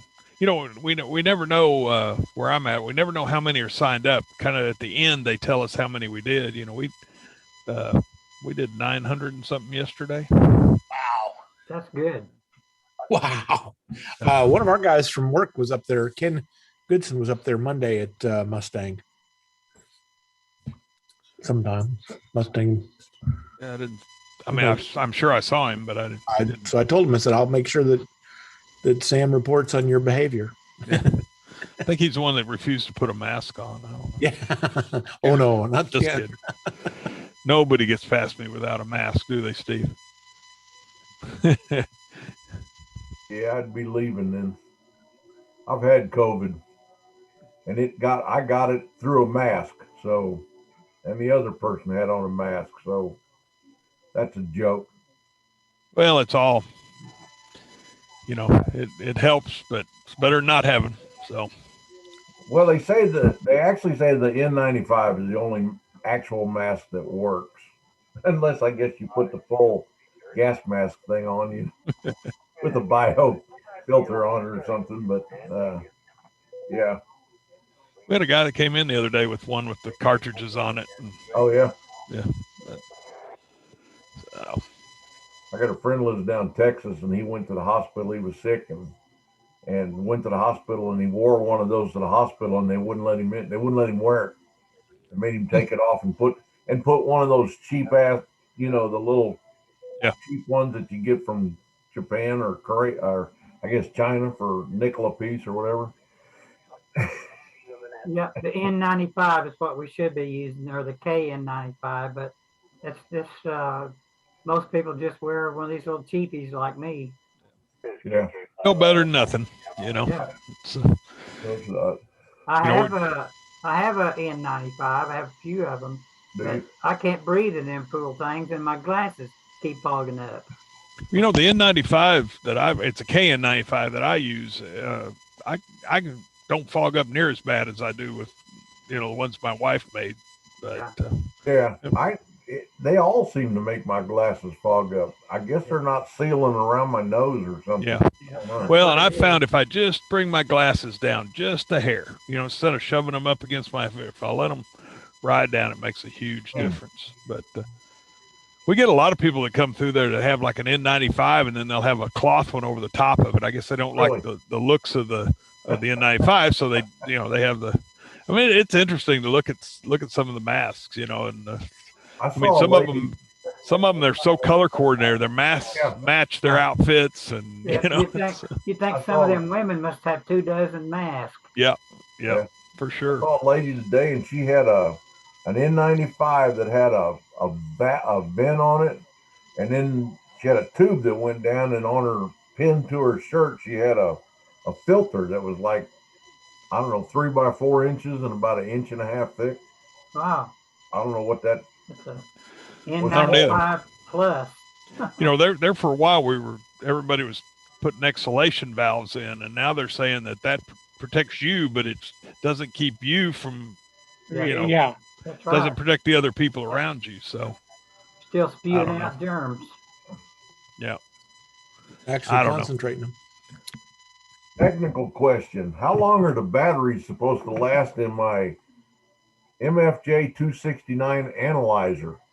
About 10 minutes before you need to use it the next time. Okay. Yeah. It depends on whether you turn them off or not. You got to turn them off, Dave. Yeah. Oh, okay. Yeah. Well, I bought this 3 years ago at Green Country. No, I guess it was 2 years at Green Country. It had some really good $high Radio Shack batteries in it, and they're still good. I was using it this weekend, and it's still showing 13.9 volts. So you must have remembered to turn it off. Yeah, I did. Yeah, you're the guy. I'm pretty Mine good about turns that. itself off. I was thinking I need to pull my batteries out, except it's kind of a pain to do. But I keep opening things up, and the batteries have corroded, and they're eating up my electronics. Yeah, the batteries may provide them. The batteries may provide power to power the unit, but yet they're still going bad, and they're starting to leak. Yeah, and you really don't want batteries leaking in your electronics. It only takes one of them to leak to screw you up. Yeah. And there's a lot of batteries in there. It's got 8 batteries in it, doesn't it? That's Yeah, I right. believe it does. So in spite of the fact that they're powering the unit, if they're 2 years old, you probably ought to replace them. I'll tell you what, I was really disappointed. I got we got a bunch of batteries up here in the cabinet, and I'd bought some that were, I don't think they were more than about a year old, and they were the copper top. What the heck are those? Duracell. Duracells, and they were corroding in the package. And I know they weren't more than probably about 12 months old. I've had good They luck were with still good Duracell. until 2025 or something like that. Excuse me? Take them back. I threw them in the trash. You never know how long they've sat in the store before you bought them. Well, that's true. That's true. They're all sitting in the Suez Canal now. Yeah. Well, they got that loose, man. They got unstuck.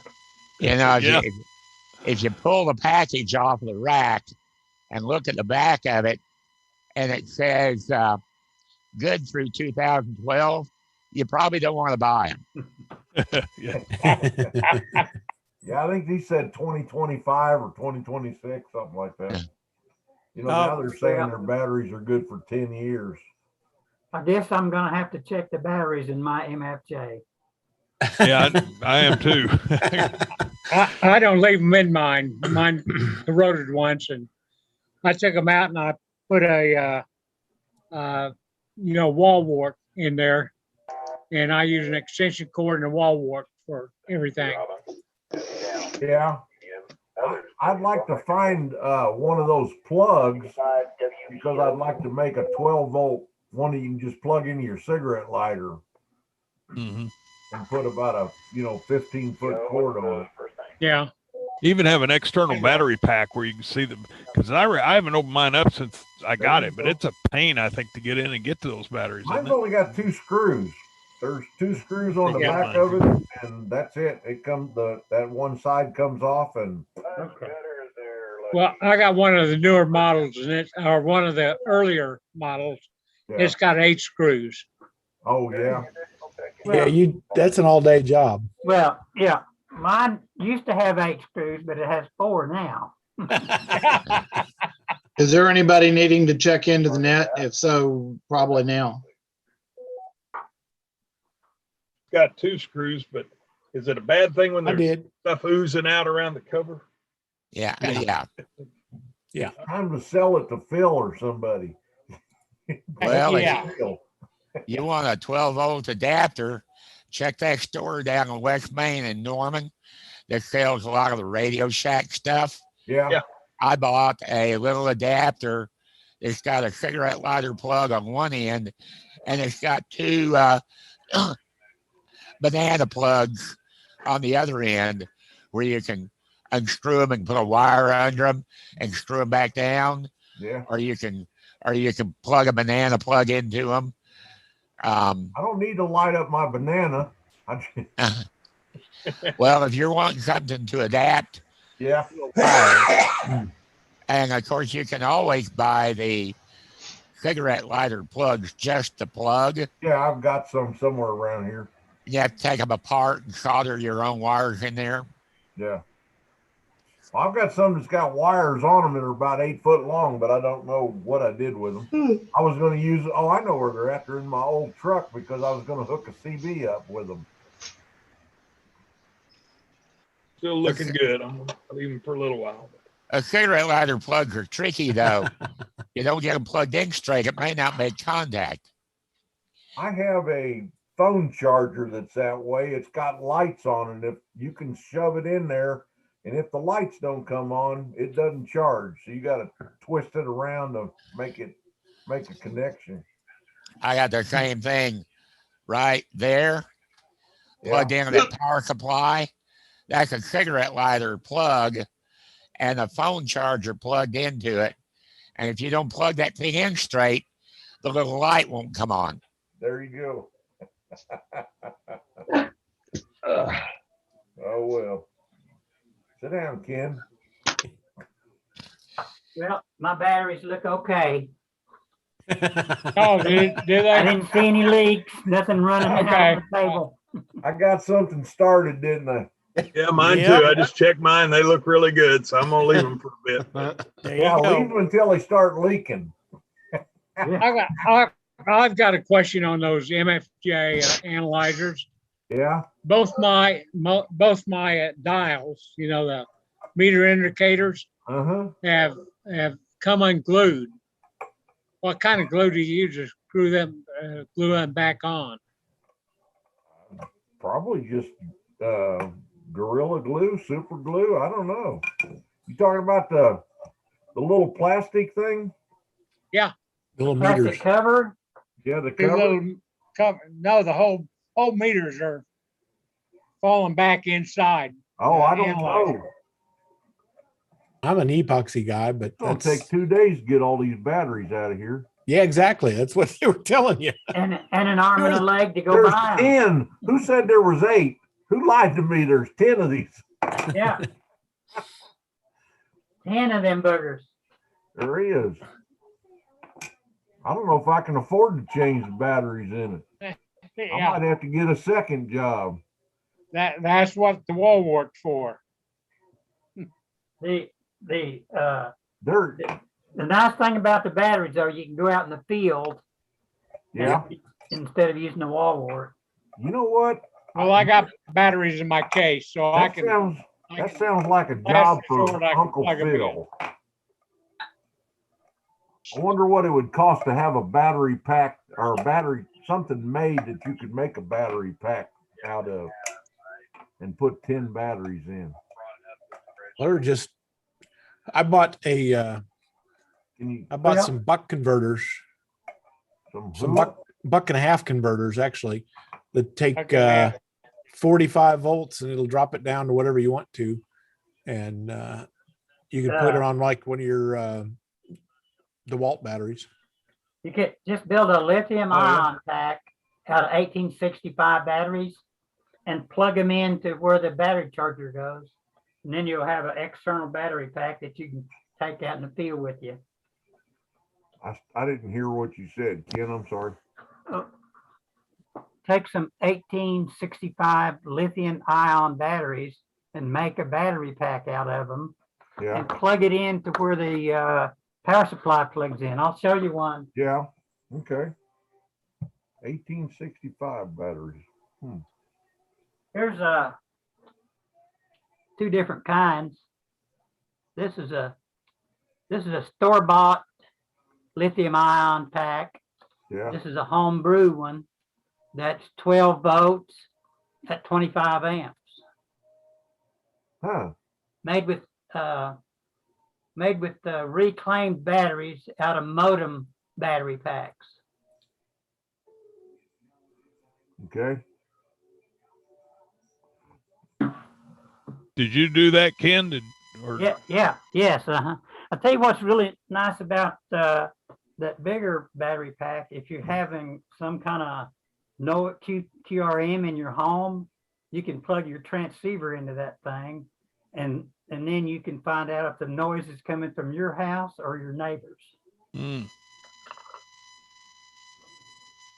Of course, you couldn't transmit for a long time on it, but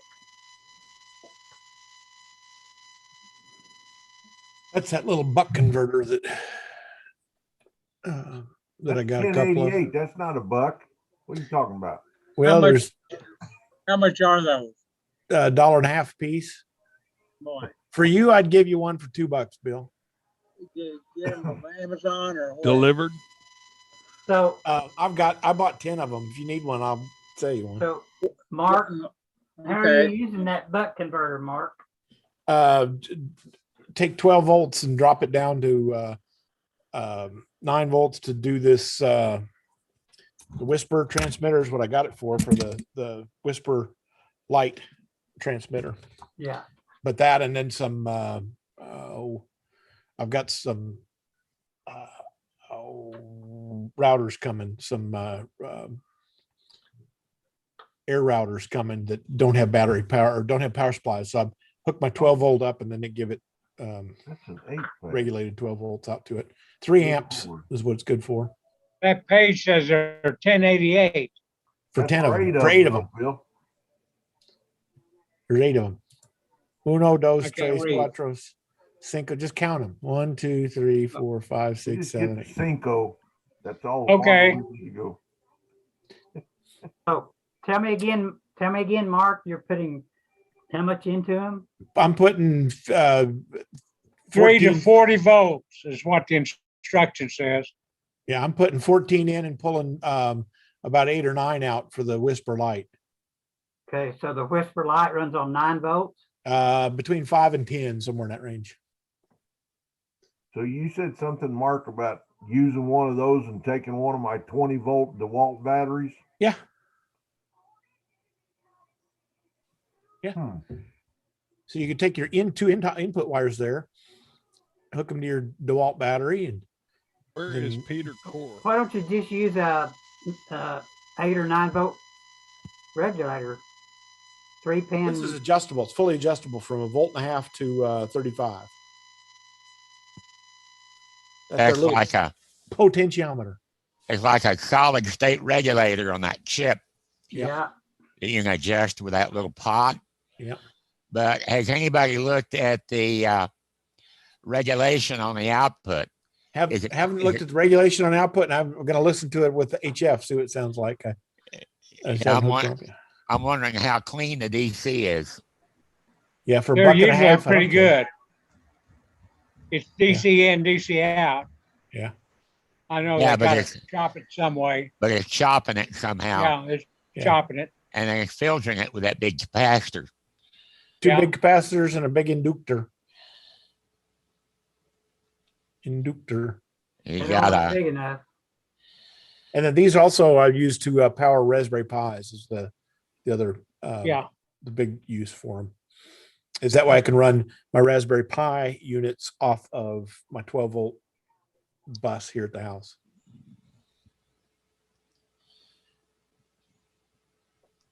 Gentlemen, y'all have a good evening. All right. Plans. Take care, See you, Galen. Okay.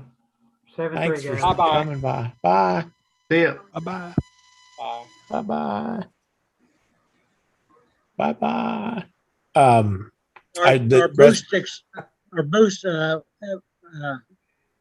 boost regulators more expensive.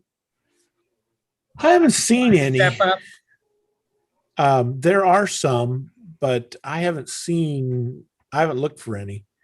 Ken's actually looking for a 40-volt one.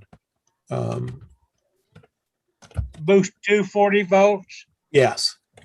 Okay. They're out there, and they're not all that expensive, depending on what kind of current you want. Not very much. He's got some radio project that's really tiny, less than an amp kind of thing. We buy them for under $100 that are like 24 in, 48 out, and fully isolated, because our 48-volt equipment is positive ground, and a lot of the 24 is negative ground. Oh, yeah. Well, look at that. There's a 40-volt switching power supply. 12-volt, 24-volt, and 40-volt. I didn't know they had those in different voltages. Now what? Oh, it's okay. It's 120 AC input. 120 to 240. Small size. What does that mean? That's that little strip. So I've got a bunch of those that are like that. That are just 12-volt only. But $20 for that. Yeah. What does it do, Mark? Power supply for switching power supply for, I guess, 12. I guess it does all 3 voltages. Yeah. I don't see a switch. I guess it just puts them out on the different pins. I think it's so. Yeah. You think so? It's the same as a wall wart. Yeah. Except you have a wire that you have a cord that plugs into the wall. Yeah. Just a little bit higher current rating than our wall wart, though. Yeah. Yeah. That's why it's got the fan. So that plugs in? Yep. It plugs in. That's 112, 120 volt? Yep. 120 to 240. You can do anything you want. And then it puts out, it says it puts out 12. at 400. I use a lot of these for like LED lights, that kind of things is what. I don't have any milkweeds that have a 220 plug on them though out in the field. So. Oh, no. No, this is for Ken who was looking for a 40 volt one. Oh, okay. Yeah.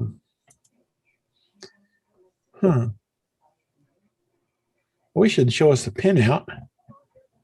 Wonder if there's a. Ooh, there's another one that's different pictures.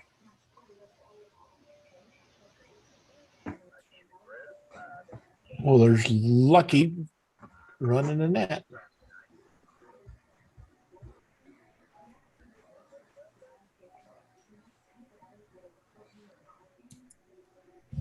Okay, I have a technical question. Okay. More technical than batteries? Yes. Or power supplies? A regulated or a 0 to 465 picofarad capacitor. How do you know which one to get? So if you wanted to transmit up to 25 watts out. You get one that's got the widest plate spacing. Well, that answered my question. Okay. Now, would it be better if it was in a box or if it just out where you can see it? Well, it wouldn't matter. If you're going to put 25 watts on it, you don't, even a broadcast band, 365 picofarad variable would probably work with that lower power. But if you get up 50, 60 watts, it might start arcing across the plates. No, not going any higher than 25 watts, but so the 0 to 465 be fine. Yeah. But you want one with, you said the wider the plates, the better? Yes. Well, the higher the voltage rating, the wider the plates.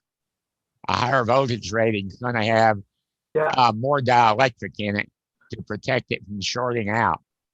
But 25 watts is only 2 amps. So that's not a lot of power on the power supply. But one of the things you have to look at, are you trying to filter 60 cycle AC or are you filtering some high frequency chop signal? Oh, he's talking about for antenna. I'm talking about on an antenna. On a loop antenna. Oh, the one that you see, antenna. the one that you see behind me here. See it? My apologies. I wasn't listening. Yeah. He's talking about an RF tuned circuit there. Yeah. You've got hundreds to thousands of volts on the end of that loop antenna. So I've probably got one that I could go get and show you if you're interested. Heck, they use those vacuum capacitors, don't they? those are the high end one, yeah. Yeah. I use a vacuum variable on my 630 meter antenna tuner remotely. It's it goes down to about 50 picofarads and up to 1,000 picofarads. Did you guys ever measure that tinfoil? Do what? Did you ever measure the tinfoil? No, we're going to do that this week. We're going to do that. He wants to measure that and see what that comes out. I've been checking out that little cheap meter, capacitance meter, and a little bit this evening, and I haven't really gotten satisfaction with it. Might have to go buy another $20 meter. But it'd be interesting to see because the one that I have is only about 225 picofarad. I've got what you need right here. Can you see that? Holy cow. Wow. Yeah, that's cool. That's a variable inductor right there. That's a flux capacitor is what that is. Yeah. That's it. Find some Pepsi cans. That's Pretty cool, huh? That's cool. That belongs in a DeLorean. Yeah. I was thinking the same thing. Mounted on the back. But you know what? that would certainly hold the weight down on this antenna. Tell you what, I'm thinking of something small. Yeah, bolt that down on the back of Bill's Kia Soul, and that would just confuse the heck out of everybody. Put a motor on here and have a motor drive. See, what I always thought that you could build with this was, I remember when the Chinese used to jam us our airways frequencies, and I've always thinking that they had this thing hooked to an oscillator with a motor on it going through, and every time it'd go through the cycle, an oscillator would change frequencies back and forth. Hey, Mark. Peter, Mark, your boost and buck converters like these. Yeah. Let's see. Where'd you go? Wait a minute. They've got one that has the built-in voltmeter as well. I saw that. That's way too damn much money. That was like $2, $3. Yeah. No, you got to spend another 25 cents and buy a bunch of these as well. I saw those exact ones. The heat sink. Oh, heat sinks, yeah. Yeah, the heat sinks are optional for the switching power. Yeah, but I'm not. Mine are going to be for Raspberry Pis, so I don't think I'm going to be hitting. Yeah, some of those Raspberry Pis pull quite a bit. That's probably true. And then you're talking about boost converter. That's supposed to be 150 watt boost converter. I've never. From what voltage to what voltage? Any voltage to any voltage. Like 12 to 40? 10 to 32 in, 12 to 36 out. How much current? 10 amps max. I'm not gonna. That's 10 amps max on the output, 16 on the input for that one. I might call you. Ken was looking for a 40 volt. Somehow to make 40 volts real easy. And I don't know if 36 is close enough. I don't know what he's doing with it. So I don't know if 36 is close enough, but we may have to. If you want, I'll send you a link. Well, is it for charging or is it to power something? It's like I think he's doing a 6-meter amplifier, QRP amplifier. You couldn't get very much current out of that, I don't think. Well, I don't think whatever he's wanting this voltage for is not supposed to be high current. I didn't listen. I didn't ask him what it was rated for. Well, that's exactly what he's looking for. We're gonna have to give him a call and let him try it out for you. Yeah. By the way, so this one I managed to run up to 20 watts. Has been pretty good. Instead of fiddling around, I get one that's ported in and it's just 12 in 9 out. Yeah. So you don't need to worry about the multi-turn port going to hot and giving a wrong voltage out. Well, you think. You don't know what's inside the pot. I don't know. You don't know what's inside the pot. Have you looked at the ripple under load with that thing? Yeah, it's a couple of millivolts. I know the bigger ones on HF, it's got 1 or 2 spurs. For amateurs, it's not too bad. There's 1 spur on 20, 1 or 2 on 40 and 80, and then it's the only problem is in 15 and up. Then you get a bit more spurs there. Yeah, put some ferrites on it. And yeah. Once I put the ferrite, it was fine. Yeah, I've been picking up. There's even someone makes even this one. Will this focus? This is an interesting USB to USB step-up converter. What? It's got a little port. It's got a little port there that you turn. So you plug this to USB and then you can put whatever voltage you want out. They should put that. You just solder on, but it's a DC step up boost converter. What is that? PK, will you send me the link to that? Or I don't know. A lot of USB accessories with that. Use Cylon. Pretty bad there, Ken. Yeah, your audio's pretty bad there. Yeah. Didn't know he spoke Klingon. That's more Cylon. I thought it was Klingon. But anyway, Nope, Cylon. okay. His Wi-Fi sometimes just doesn't quite come out to the garage very well. He needs a booster in the garage. We need to get him a beam set up over there. I've got one he can have. We need to get him in the house. Oh, he's working on a better shop than the garage. I was just saying like a point-to-point beam. Well, since you're on that line of discussion, there's my little, that's a USB in, USB out, voltmeter, amp meter. So you can connect it up on any USB plug, regular or mini, and it'll measure the voltage and the current going through. That's crazy. Man, Gotta have it. that's super cool. That was out loud, Sam. Well, I know, but How many are you going to order, Mark? Well, if you really want to get exotic, this one is a USB dummy load with a fan. Wait. Oh, to do power supplies. Okay. And Okay. you plug your USB into it, and you can adjust the little pot on the end and make it pull whatever amps you want for testing your USB power supply. So what is that? Just a little? Is that just like a little manual VR? Yeah. Okay. Yeah, it's like a manual VR, except it's got the fan on the top and a couple of voltage regulator chips on the bottom. Okay. And it's got a regular and mini USB and USB-C.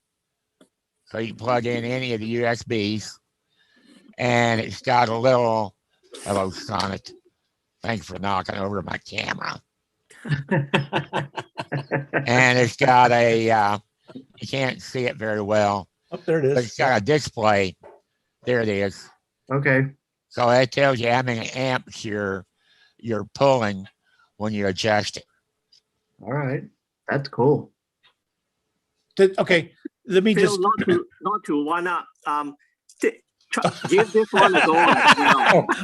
not the one up, but get out of the way, Phil. This one is a USB anything to anything, and it goes up to 40 volts, and then you got the full.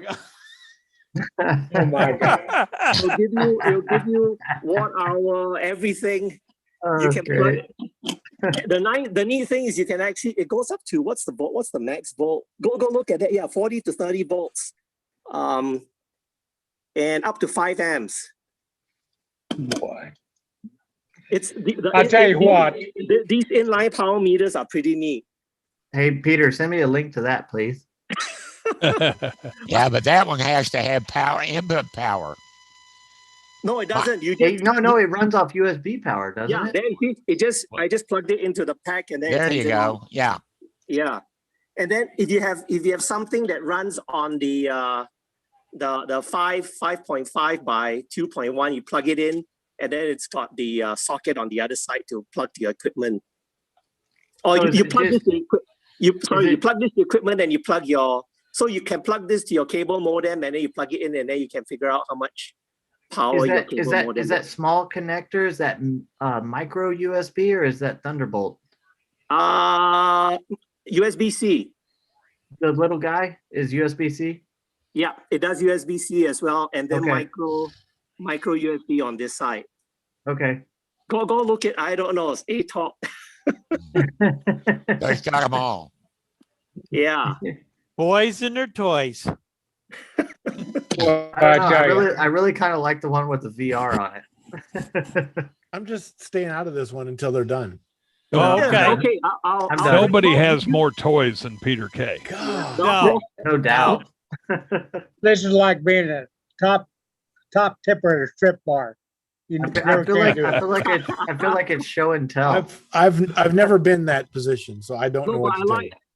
Phil put out that USB. It's fantastic. You kind of you actually find out one of the good use for it is checking some of the USB cables that you have, Right. because after that I realized not all USB cables are capable of 3 amps. True. Yeah. Okay. So those will. So And then for load testing, I'm sure you've seen this one. Okay. I did bring it to Elmer Night a while back. That's supposed to be a 150-watt load tester. yeah, that's kind of cool. That I get with. Okay, wait, let me just stop real quick. When did voltage levels on your USB become a problem? It's the current. You're saying that I want to charge at, quick charge. Oh, charging. Yeah. Oh, I didn't think about Yeah. charging. Oh my QC, gosh. yeah, QC says I can give you 3 amps. I want to show me that you can give me 3 amps, kind of thing. Charging. I was trying to think what device pulls enough crap No, to it's charging. Yeah, you're right. I get Yeah, it. it's like when those wall warts went from 5 watts to 20 watts, Yeah. Yeah, because Okay. the more amps you got, the faster it charges, right? Yeah. Well, Yeah, as long as your device can handle it. Yeah. Here it is on Walmart for $14.99, $40.99. What is But- what? The one like Wait a minute. Peter's showing the. Time out. This one? It's I'm not looking just at you now. amps. It's like No. Peter said, you have line loss in cheap cables. Yeah. If you try to run True. the With that meter, USB you cable can. too long, you're going to have I2R loss in the cable. Yeah, you don't want to be running one of those USB cables that controls battery backup. This is a USB switch, and I've got my personal computer on it, and I've got my company computer on it. And what I've got plugged into it is a keyboard and a mouse and a zip drive and a camera. And when you start plugging a lot of equipment into it, this is line powered. Well, the USB output from my FAA computer won't power all that stuff. Right. And things were crashing and not working right. And I didn't know why until I got one of these voltmeters, and you plug in there and you see 3 volts going out to your USB device Yeah. because you pulled it down too far. And that explains why they don't work right. Yeah, that makes perfect sense. That's why I've always had to get like external USB hubs that are powered. Yes. And Yeah. then I can power my devices off of them. So the big question is, can you line power your hub, or do you have to external power it? And the answer is it depends. It depends Yeah, on what kind of all load of you mine got. are external. All of mine are external powered. They're not powered through the USB port. And when I external power that thing, then I plug the USB meter in there. I see 5 volts Yeah. on all the outputs again. Yeah. Okay, I'm going to throw this out there for you guys. On Walmart.com, they have one of that one that Peter Cord just showed us, that multi thing. Only one left for $40.99. Now let's see who goes and grabs it. Put a link on there. Put a link in the chat. Let's see who buys it first. Okay. Here you go. Solar powered. Yeah. Multiple There you port. Oh my gosh. I thought I was doing cool stuff with a buck converter for $2. Uh-huh. I'm This is getting out of hand. Yes. First liar doesn't have a chance here. Well, that's the other thing. If you've got one of these external batteries that you charge up and you use with your phone in case the phone battery runs down, yep, you can plug the little USB meter into it and get an idea of the condition of the battery.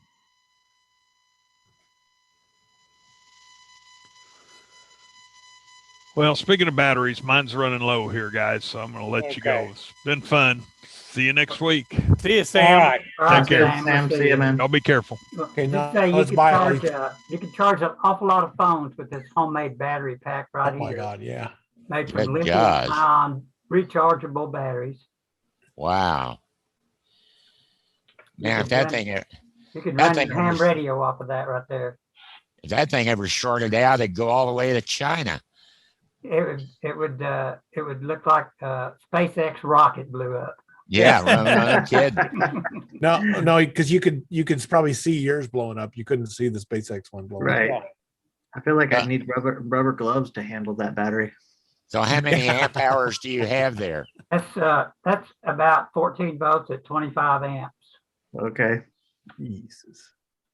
25 amps for. I also have 100 amp.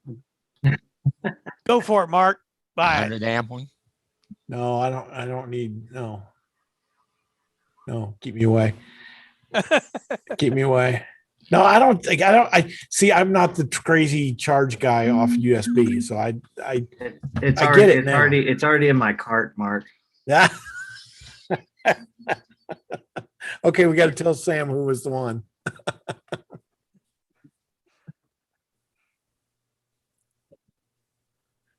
Somebody mentioned, it must have been Sam. Somebody mentioned earlier about the barge that finally got loose in the Suez Canal.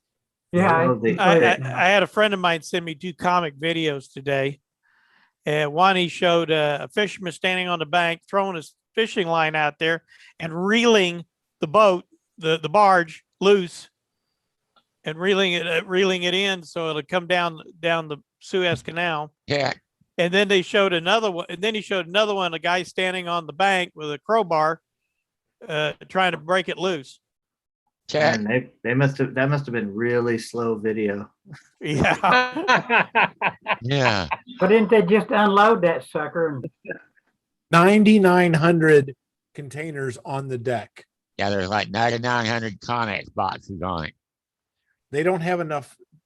They couldn't get they don't have a crane that could get out there to do that. Yeah. I heard there was close to 500 ships backed up. Yeah, easy. We looked at it last week, and you could see it on the satellites. I wonder what Vessel Finder shows now. Is that like the Flight 24 radar kind of thing? Yeah, vesselfinder.com. Gotcha. Did they were trying to raise it up with air ballast around the ship. You know how they finally raised it up? What I saw was they did dredging. They were doing dredging. They waited for high tide. They had backhoe out there digging under it. Yeah, I knew they were dredging the canal out. And then they had a bunch of tugs tied onto it. Well, the tugs were tied on, but the thing would literally run aground. Yeah, they were dredging. They dredged. I don't know what it was, some god awful number, like 300,000 cubic yards of stuff. Yeah. Today, I think it was between the 2 high tides. The first high tide didn't get it, and they brought in another ocean-going tug that finally made it up there, and then dredged that 300,000 whatever cubic yards, and got it out of there. But oh my God, just think of the size of that thing. I think they could have got them a mile-long cable and hooked one of them big boats on it and got a run at it. Yeah. Yeah. That's what the rednecks tell you. Yeah. Yeah. It's not like my pulling bear a and watch Jeep out. this. It's not like they're what, Eric? I said it's not like pulling a Jeep out. It's probably pretty close. Only about like a big Jeep. Right. I mean, that thing's the size of a skyscraper. So did that thing get stuck? Did it get stuck on the bottom, or did it hit the sides? Bow and stern were both up. Stuck on both sides. The bow got Both stuck sides. on the bottom, and then the tide shoved it sideways. So it was stuck both bow and stern. Wow.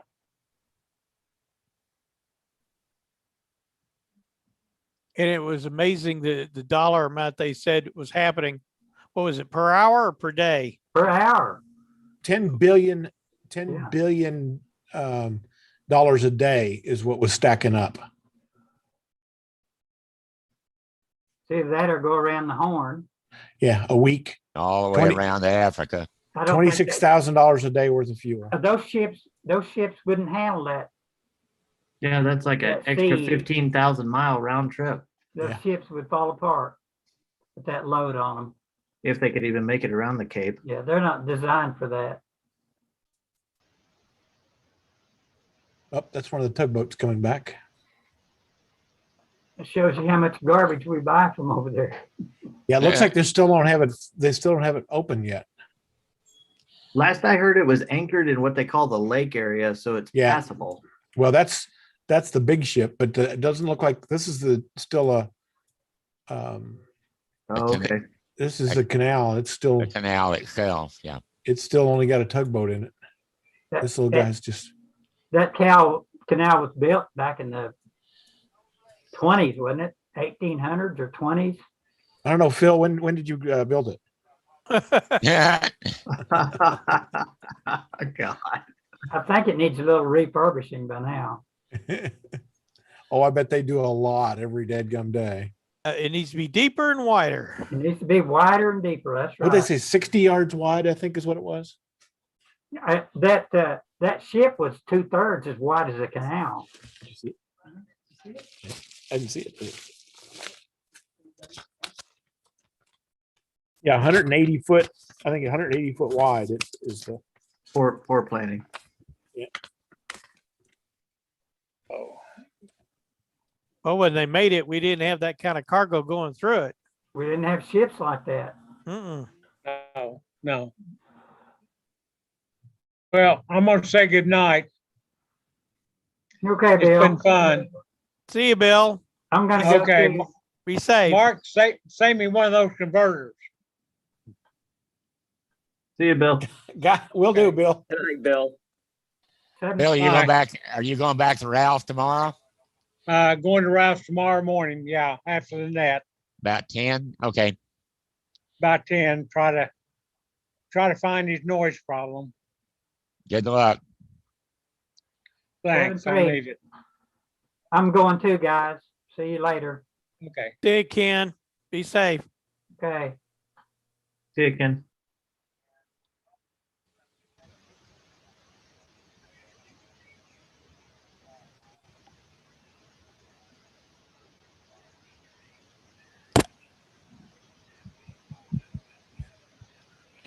Phil, are you doing the magnet in the mornings now?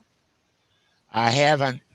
So far, Denny and Mike have been doing those.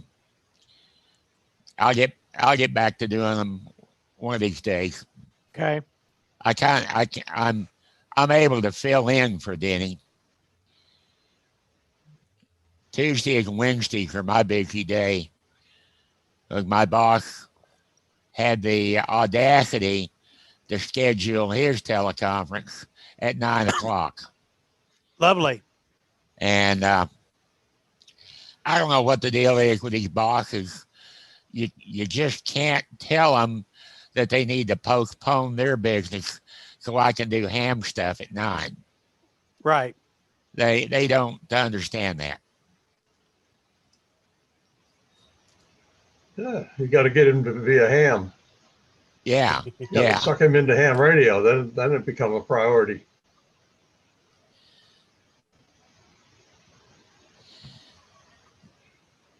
Hey, Mark. Pretty cool. Yes, sir. You can tell Peter, who wasn't on tonight. Bad That Peter. Huh? Bad Peter, Mr. Laws. Mr. Laws, that I have been studying, but I'm going to keep my nose in the book, I think, a little bit longer. Oh, come on, give it a try. No, because I run the test and tested it, and I don't quite muster up to what I need to be. Okay. It's not going to cost you anything. No, I know, but I want to make sure that I pass it when I go down there. Okay. So tell them I'm going to study real hard coming up, and I will see you guys the first week of May to do it. It's better be lucky than good. Remember that. Well, I know. Is that when the next testing session is? Yeah. Thursday night. Thursday night. Well, Thursday night. Tomorrow night is the next testing, and then Thursday night's next text. Yeah, Thursday night's testing, and then in May, I forget, it's the first week of May. Okay. Yeah. May, I think 6th. Let me go look here real quick. May the 6th. Is it 6th? Okay. Yep. No, it's the 6th. Wait a minute, put that calendar back up. It's the 6th. Well, that's May 6th. Yeah. Yeah. Okay. So I will Okay, take, 30 days, man. Go get them. My goal is to make sure that I definitely pass it in May, because I want to do the digital at field day. Oh, good. Yeah, that's good. I got the setup and everything for digital for field day. Good. Since Randy's not doing it, I'm going to do it this year. That'll be cool. We just got to figure out the location to set me up. Probably the same as last year. I talked to Mr. Grizzle, and we'll just throw you out in the field. Yeah, well, you can't quite do that with all the stuff I got to have here to make it work. Probably the same as last year in that trailer out there by the tower is what we're thinking. Okay. We'll give you an umbrella. Yeah. Man, you're getting generous in your old age, Wayne. I know, ain't I? Yeah. Hopefully we don't have the wind problem. Oh, yeah. It's Oklahoma. That's what I told Grizzle. I said, figure out what you want us to test for your tents. And I said, remember last year we almost got blown away by trying to do a tent. And he said, okie doke. It's all right, Ken. Your antenna stood up pretty well against that wind last year. 20-degree list. I wasn't thinking about that. I was thinking about the tent. Oh. Yeah. I set up before we had the wind here yesterday. Oh man, that was terrible. I had it taken down, the antenna, because of the tree work in the backyard, and finally got everything out of the yard and went ahead, set it up, and guided at 2 levels this time and staked the base in so it wouldn't kick out. And it went through all of that wind, but my gate about blew over. So yeah, it was brutal. Put in, I took a bunch of board and I just screwed the gate shut. So it's going to take about 12 screws to get out through that gate to go mow the front yard. So I think I got to do something about the gate now. But the antenna's still standing anyway. There you go. It was brutal wind. Yes, it was. It can be a handful. I've tried to put it up on a windy day by myself and decided not to. And the little 20-foot Shakespeare works real good in a windy day. On those you days. can handle it. It's not big enough. It's not been too bad. My antenna's still standing, although it seems to be leaning a little more all the time. Oh no. Just in the tower? No, it's just a pole. Just a pole sticking up, but I've got a wire antenna on. It's up about 25 feet, but every time we get some stiff winds, it rocks and rolls. It's a 40-meter dipole. There's a Canadian who does a 20-foot fishing pole. He does for 40 meters, and it's a spiral wound, 32 feet wound on a 20-foot pole with a 4-to-1 balun and a single counterpoise. And I want to try to emulate that one, duplicate that one. How does it? I've seen that 20-foot poles. I've discovered it's interesting. He does run multi-band with it, and he runs QRP. And anyway, I've got the wires cut to length. I'm going to try winding one of my Shakespeare poles and see how that works. I got to get a balance. I got to get a toroid and wind a 4-1. How does he wind that? Is it like a dipole? Is it? It literally starts at the top, and he uses about 2 fingers width and spins the pole and makes a screw thread all the way down the length of the pole. It's a big coil. So yeah, so and no ground. You have to have radials with that. He puts a single radial out, like single counterpoise, kind of like my 20 meter. And runs a 4-to-1 balun on it, which I don't know about that, but I'm going to wind it and see what the impedance is and resonance and such. But the good news is I found that I can leave my 20-foot poles fully extended and hang them from the ceiling here in the garage, so I can get that 5-minute, 8-minute setup down to about 3. So, anyway, I'll actually have to time myself one time on that when I get my stuff together. Anyway, that's not the most exciting thing I've done, except for trying to make these microphones and cameras work. I'm trying. I'm trying to figure out. I got to keep going. Remembering to go out there and measure that hex beam pole and see what they are to get some of those ordered or the poles ordered to replace it. And they were 16 foot, weren't they? I don't know what they were. Use the 20 foot and keep the weekend out.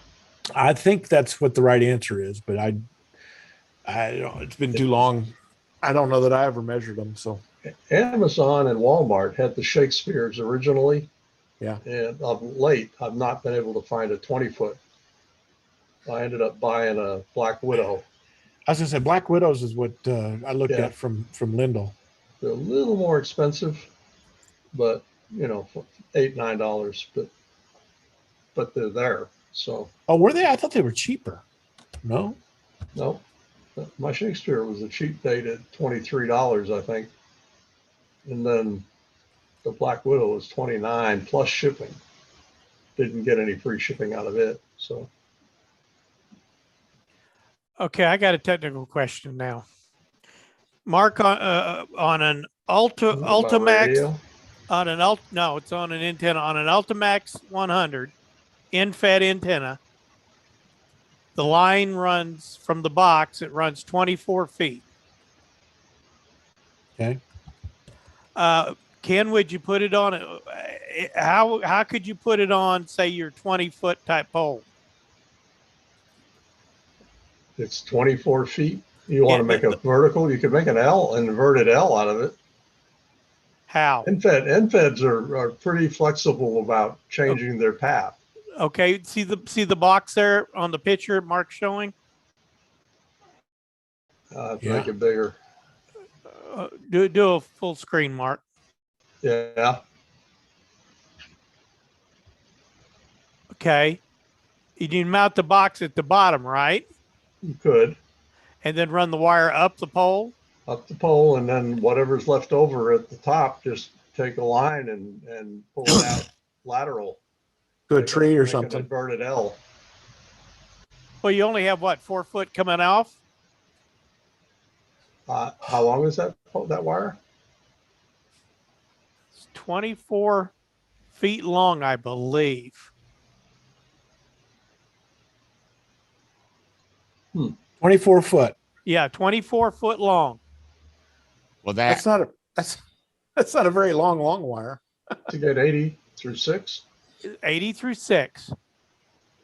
Okay, that piece of line between the box and the top is the counterpoise, and it actually radiates. So it needs to hang where it can radiate. And then up at the top, you've got your in-fed wire coming off, and that's the radiator. So the antenna pattern is going to depend on the geometry of the whole thing. So you're going to take an end-fed vertical. I guess that works. Yeah. Yeah, they do that all the time. Yeah. Yeah. So you're So- telling you me just so go I'm straight up told. the I've pipe. never tried it, but You just go straight up the pipe. so And, you're telling me it'd be better to go horizontally with it than vertically? no, I'm just, not necessarily, No. but it'd be better to get a 24-foot pole. yeah. So that piece of line can hang on the outside of that pole, because that is the counterpoint for the antenna. No, that's the antenna. That's the whole antenna. Oh, that's the whole antenna. That's Yeah. the whole antenna, 24 foot long. There's no quote counterpoise. No, not on that. So the counterpoint is in the box. It's the coax. Yeah, it's the Is the coax. coax. Yeah. Almost sounds too good to be true. Well, I think you probably have to make sure you got a bunch of coax hanging out there. Wonder if it says anything about that. Well, Well, why wouldn't you attach a counterpoise to the ballon and just throw it out Good. Good, and I know some people do. Yeah. to try to keep the RF from going down your coax? Yeah. And you really should put a choke on that Yep. before it goes into the shack. Yep. well, the infed wire that we had, you connected coax up at the top, and it actually radiated, and then down at the ground level, you had a choke, Right. a coil choke to stop that. So that became the bottom end of the antenna, and the choke kept the radiation from going in the shack. Right. That would do that if you didn't have a choke at the transformer. You'd get your counterpoise off the shield.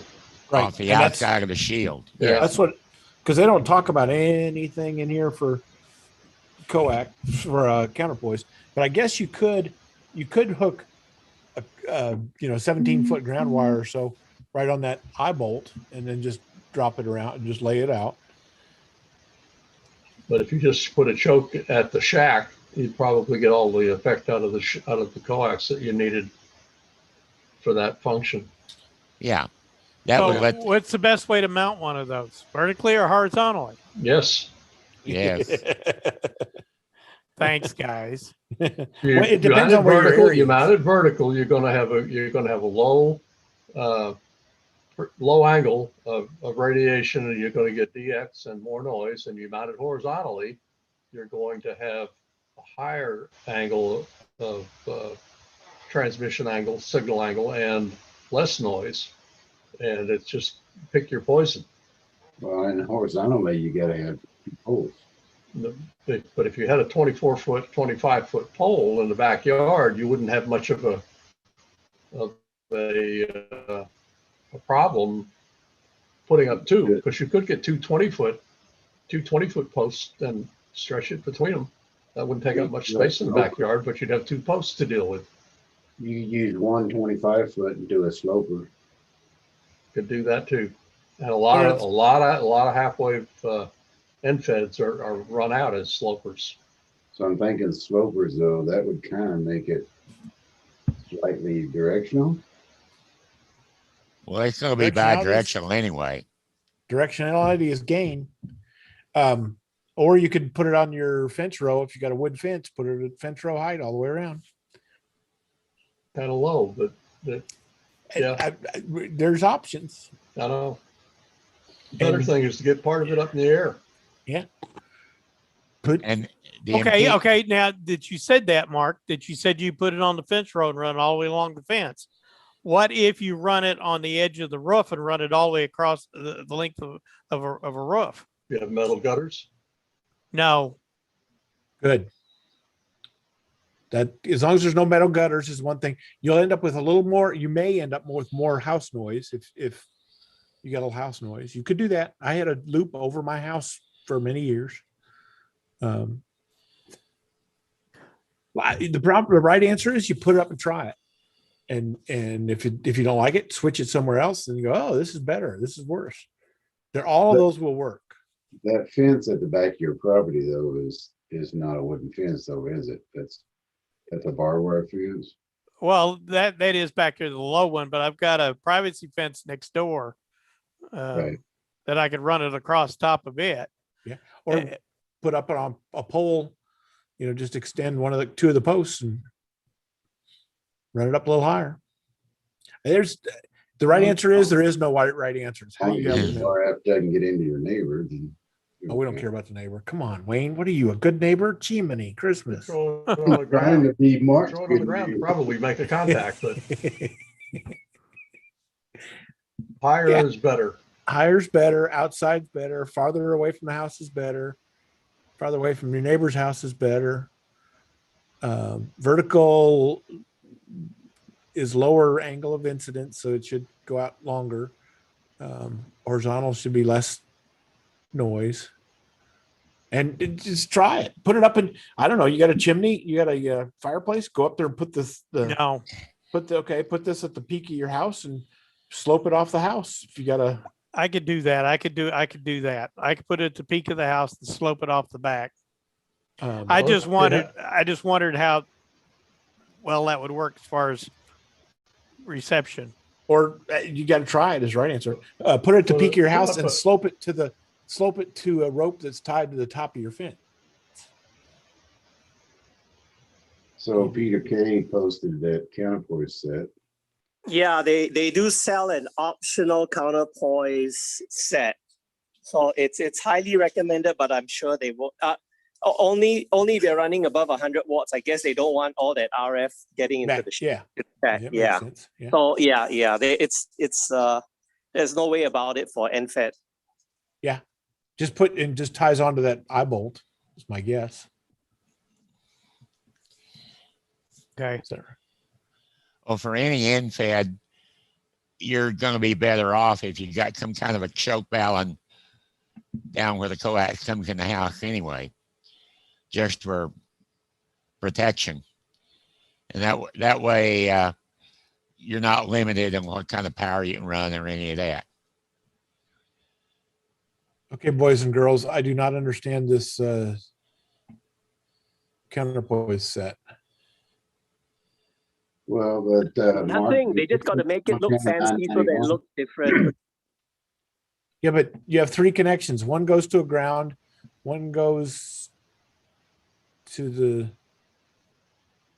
Well, the first 6 foot is a single wire, and it looks like it comes down at the 6 foot mark. It adds another wire.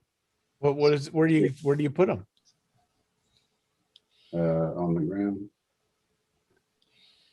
Kind of like radials, I guess. Oh, that's what I'm thinking. Oh, you're thinking you're thinking this goes this little 6 foot end, or this end goes up on the lug. The single wire goes on the end of the lug. Probably on the balun. Yeah. On the balun, and then the bottom two come down as two different radials. Oh, see? Spread out. I mean, that's the way I'm seeing it. Oh, see, I was upside down. I was trying to do it the other way. That's why I didn't understand it. It's kind of goofy though, but why not? The right answer is doesn't matter. You can take a piece of you can take an extension cord wire and hook it on there for a counterpoise. Even a tenth of a wavelength of counterpoise will improve it. The NFED guys always say minimum 17 feet. I don't know where they get that 17 foot number. Yeah, well, there are a lot of different studies on it, but point is, put it in the air, see what you get. Yep. Yeah. Try it for a week. Do your whisper stuff. Try it for another week. Do your whisper stuff. Just sit there and listen to the thing for a week, and then try it again, and Get a 10-foot fence rail post. Yeah. And stick it up with some just some guy strings to put one end of the other in the air. Put the other end on your house, and you'll probably be pretty well rocking. Yeah, I could do a 10-foot top rail against that privacy fence over there on that one side. And then I could put a little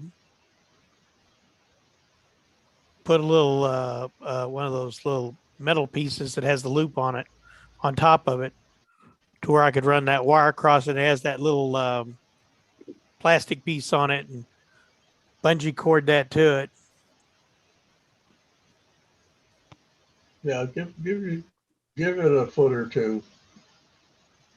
Since you only got 25 feet of cable, 4 feet of wire to work with, get it away from the metal pole a little bit, Yeah. and then tie the other end off at the house. And when you go in the window, get a if you have enough coax, build an air core ugly Vallon, or I mean, at least do that. Just loop up 6 or 8 times, and then Yeah, you'll probably be fine. Yeah, you'll definitely be fine. It's just which one do you like better? That at a minimum, and if you can get it.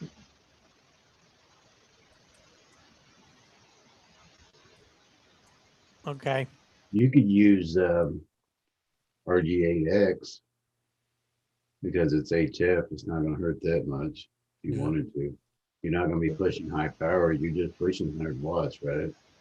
I'm not even going to, I wasn't even planning on doing 100 watts out on it. Well, but that's the maximum you're 991 to do, right? Yeah. You'll want to eventually. Yeah. Yeah, And it'll do fine for 100 watts. That's not a problem. Okay.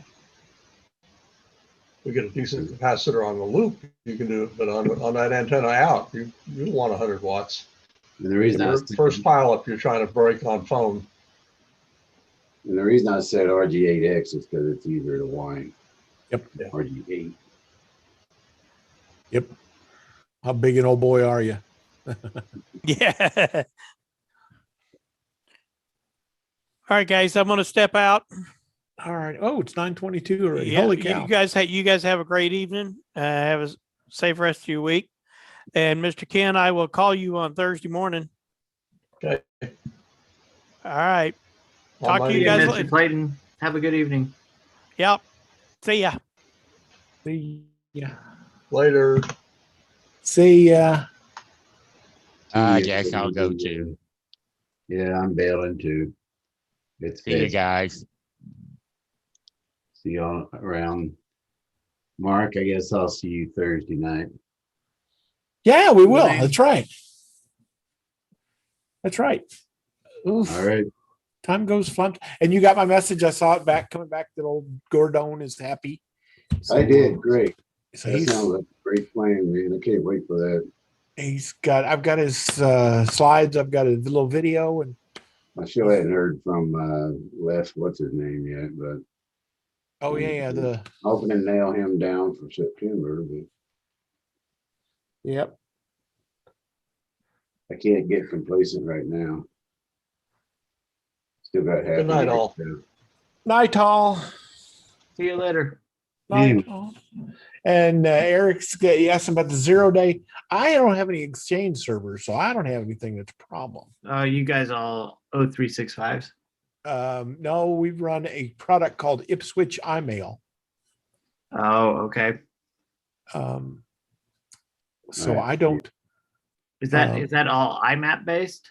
IMAP and I haven't used POP in 100 years, so it's IMAP. Yeah, and, well, Exchange uses good old 25, so. Yes, SMTP and yeah, but is this? I don't really know much about this thing. I know that I've seen the updates come flying through, but what is the attack? Are they finding a bug? So it's a 0-day where they can actually use the Exchange systems administrator. Now it's via web shell.